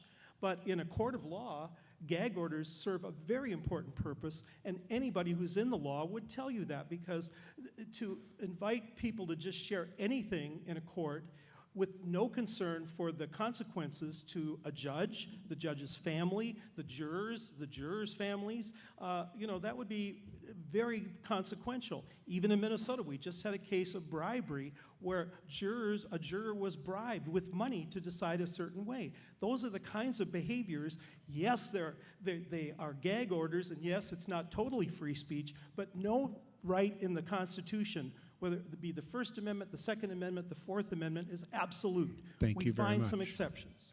Thank you very much. And the next question goes to you, and this is one crafted from a few submissions from the audience. Uh-oh. Where did you get that tie? Oh, you're not wearing one. That's okay. Freedom of speech has historically been an important tool in disrupting systemic power structures and fighting for change. Some might find it unsurprising that the finalists arguing that it is worth the cost are both women, including a woman of color, and those arguing that it's not are men. How would you respond to someone who said that it's easy to say freedom of speech isn't worth the cost when you belong to groups that have historically been in power?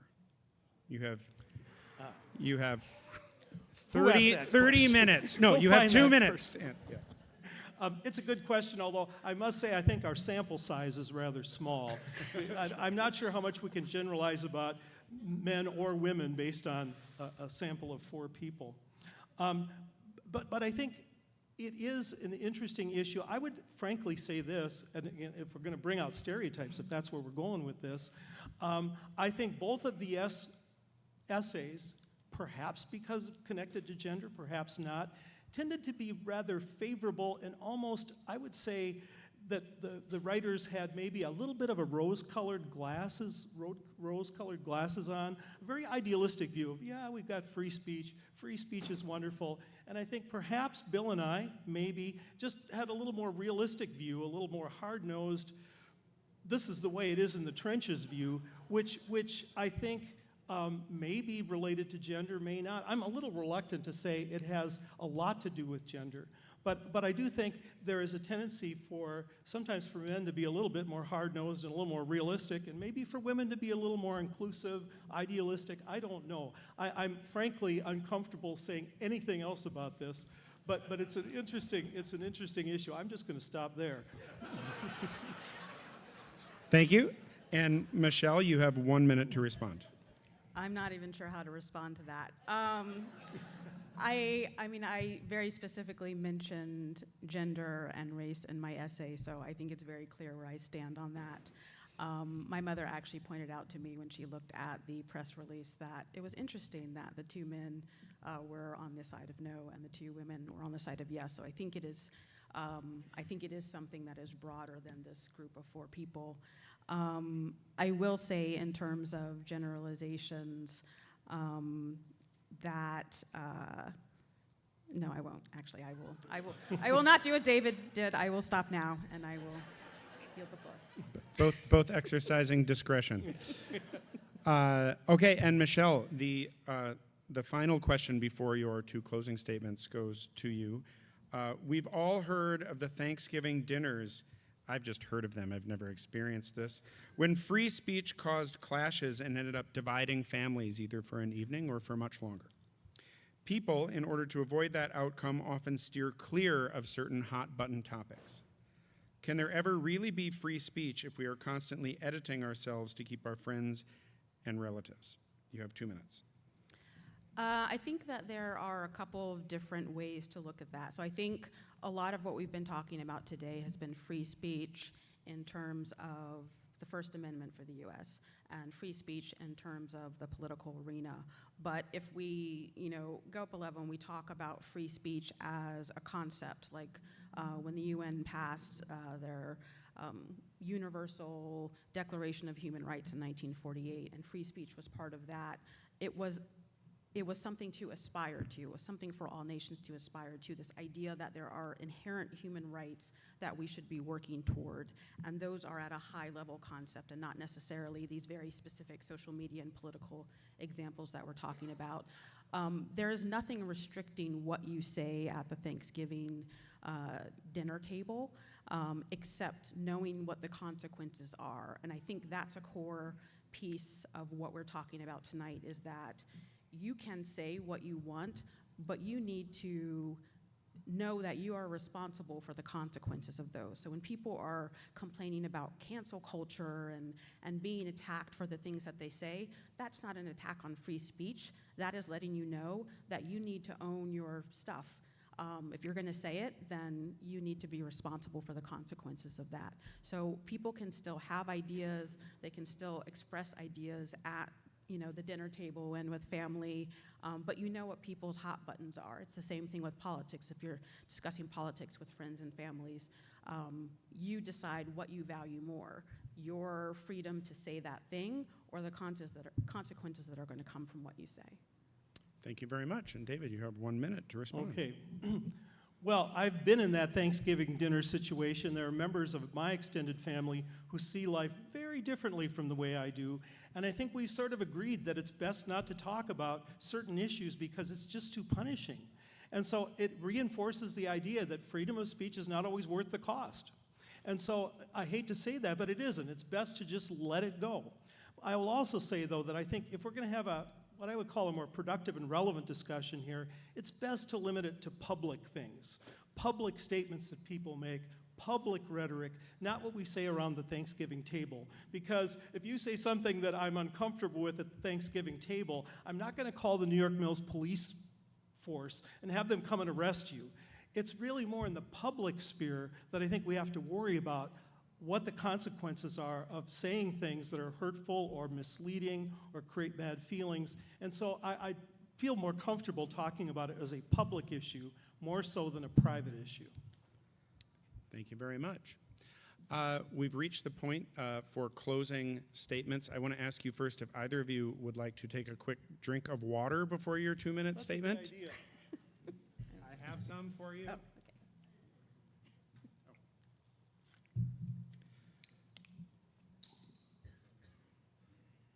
And before the closing statements, I'll ask the audience to recall that you are going to be asked to vote on the performance of not just the closing statements, but these two debaters as a whole. Bill, it's your turn. I'm sorry, David, it's your turn. That's the big surprise. There's the Bill over there. Yeah. Bill, you want to get up here? David, Okay. it is your turn to begin with your 2-minute Okay. closing statement. Thank you. Michelle, it's been a pleasure to meet you, talk with you. I'm really happy that you're here. I learned so much about what you do and about New Mexico, so I really appreciate that. And you did a wonderful job. Thank you for that. I would say that I was struck by a proverb that you quote on your biography, a Hopi proverb: "Those who tell the stories rule the world." And I thought, I don't really disagree with that. Those who tell the stories do rule the world. Who is telling the stories these days, and what are those stories? And unfortunately, those stories are not typically built around evidence. They're not built around facts. They're stories, they're narratives, and we have used the term narratives more and more in our society, and some of these narratives are sensible, and some of them are flat out crazy. I mentioned the bridge collapse in Baltimore. There were all kinds of conspiracy theories that ran out of that. They were all stories. And then at the same time, there was an earthquake on the East Coast. And some people had the narrative, the story, that this was actually God making a statement about something, whether it was about immigration or the Biden administration. And all of these are narratives that are out there. So we have more and more stories that we're being told, and stories are very seductive. They often have a good guy and a bad guy, and they have victims. And so we get caught up in the stories, and we aren't looking at the evidence. We aren't looking at the information. And so I mentioned what I call the big lie. I would encourage all of you to read this book by Liz Cheney. She voted with President Trump over 90% of the time. She is as conservative as they come. If you read this book, you will understand why I brought up the 2020 election campaign as a prime example of where we're at. And it's a story, and the story is that somehow people were out there stealing votes. 10 seconds. That's just not the case. So I agree that narratives are very powerful, but they're also very scary. Let's get to facts and not just stories. Thank you very much. And Michelle, you have 2 minutes and 10 seconds Thank for you. your final statement. In a 2010 ruling, the U.S. Supreme Court stated, "The First Amendment's guarantee of free speech does not extend only to categories of speech that survive an ad hoc balancing of relative social costs and benefits. The First Amendment itself reflects a judgment by the American people that the benefits of its restrictions on the government outweigh the costs. Our Constitution forecloses any attempt to revise that judgment simply on the basis that some speech is not worth it." I've said previously that instead of looking at cost, we should look at value or worth, recognizing that value is what people are willing to pay, whether it's a bidding war on a home, an item up for auction, or in this case, preserving the idea and opportunity for an open exchange of ideas through freedom of speech and expression. We know it's imperfectly understood and applied, hence our discussion today. But I don't believe that we capitulate to the lowest common denominator at the expense of those who may be inadvertently harmed or excluded by reactionary restrictions. We have allowed innovation and invention to overtake ethics and obligation. Yet these are things to be taught and modeled in the name of upholding what we hold dear and what makes us who we are as a country. Freedom of speech does not mean freedom from intellectualism, exploration, or empathy. A vocal minority is holding this freedom hostage through misapplication, misdirection, and their own fundamental misunderstanding. They view freedom of speech as a bomb to be dropped without concern for intentional or collateral damage. I feel that this is our opportunity to show the potential of the positive power of freedom of speech if we are bold enough or brave enough to address what is actually happening and keep aiming for the ideal. Thank you very much. And how about a round of applause for both of our finalists?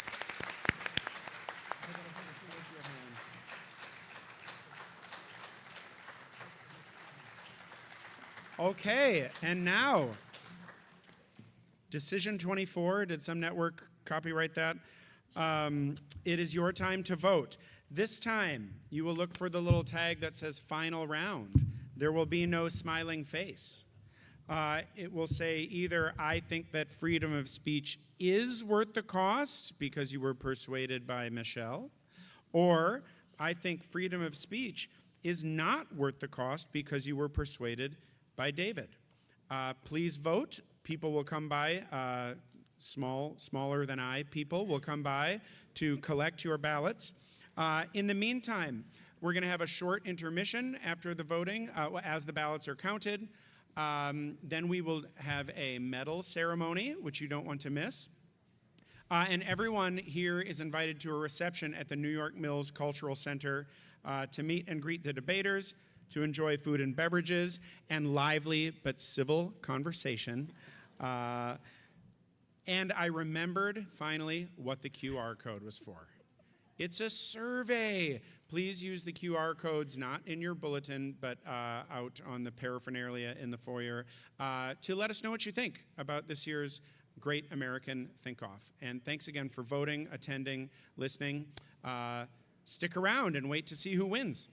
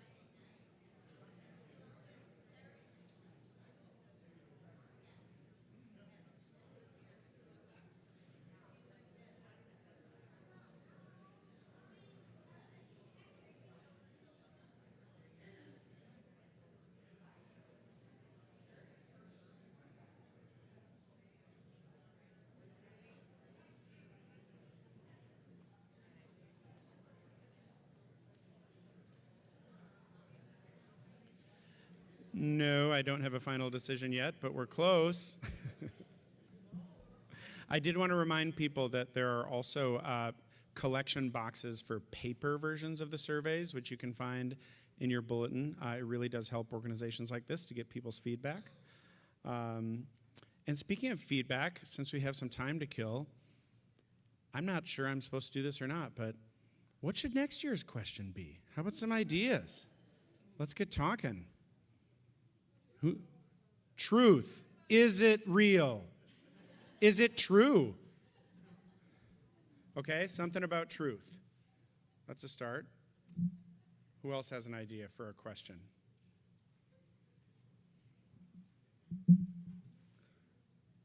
Yes.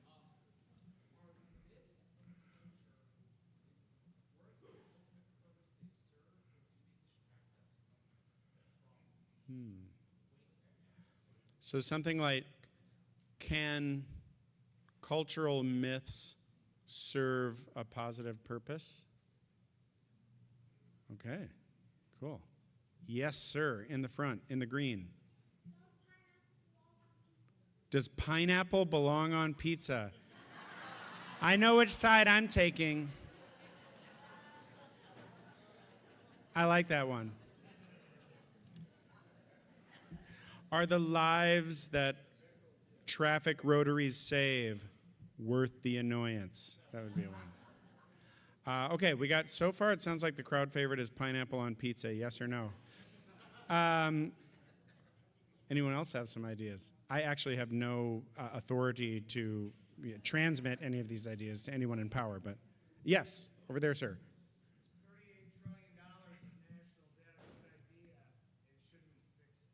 Is $38 trillion of national debt a good idea? Then it seems like you'd have to presume the answer to the first question to ask if we should fix it, because it would mean it'd be a bad idea. Is 38 trillion, should we have a national deficit? Is that more debatable? It's a big issue. It seems like from both sides of the aisle, we don't hear so much about the deficit as when I was growing up, back when David was running for council in his diapers or whatever was happening. I like that one. Okay, what's another one? Yes.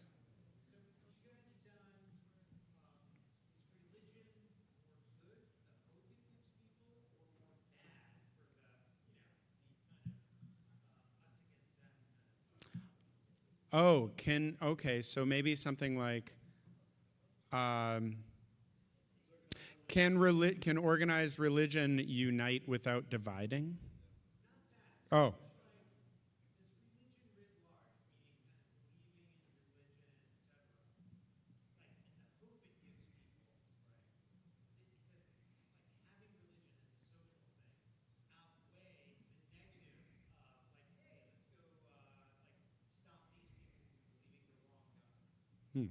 It's sort of along the line of the cultural myths question.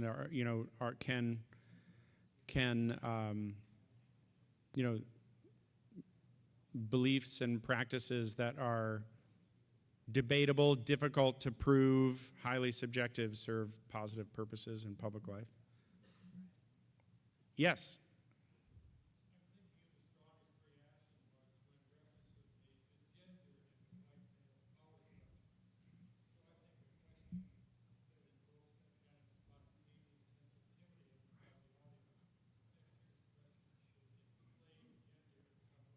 Ah.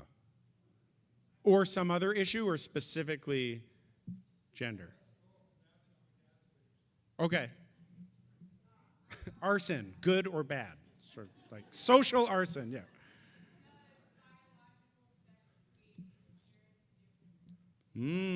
Okay.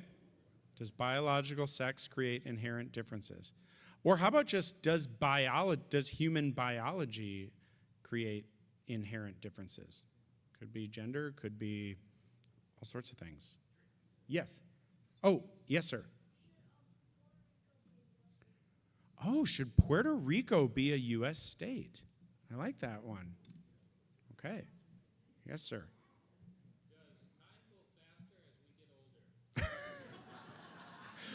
Or do we just go slower? I like it.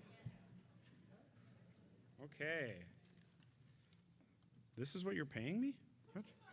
No. Just kidding. Thank you all for your patience. We do have a decision. I want to, first of all, before announcing the decision, spend as much time as possible speaking and having you all pay attention to me. No, I do want to thank, once again, all four of our finalists. I want to thank the New York Mills Regional Cultural Center and all of you for making this happen. We do have a winner. The audience has decided that, yes, freedom of speech is worth the cost. And our gold medalist, I guess, is Michelle Mellon of Deming, New Mexico. But of course, we're all above average in Minnesota. We are all winners, and I'd like to invite all four of our finalists up on stage to receive their medals. How about a big round of applause for everyone?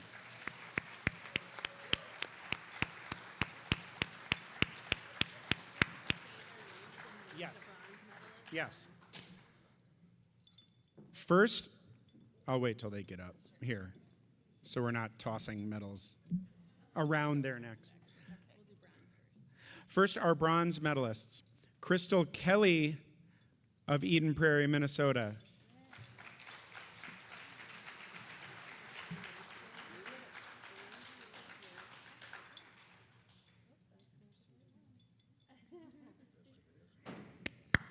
Another hand for Crystal. And Bill Sutherland, also of Eden Prairie, Minnesota.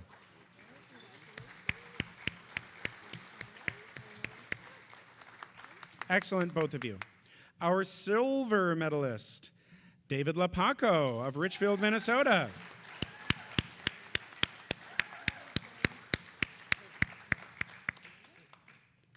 And once again, our gold medalist, all the way from southern New Mexico. Deming.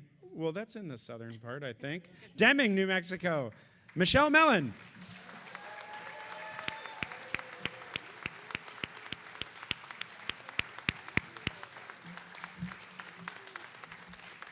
And how about a round of applause for Betsy, Roeder, and everyone at New York Mills Regional Cultural Center. Class dismissed. Come join us for a reception at the Cultural Center.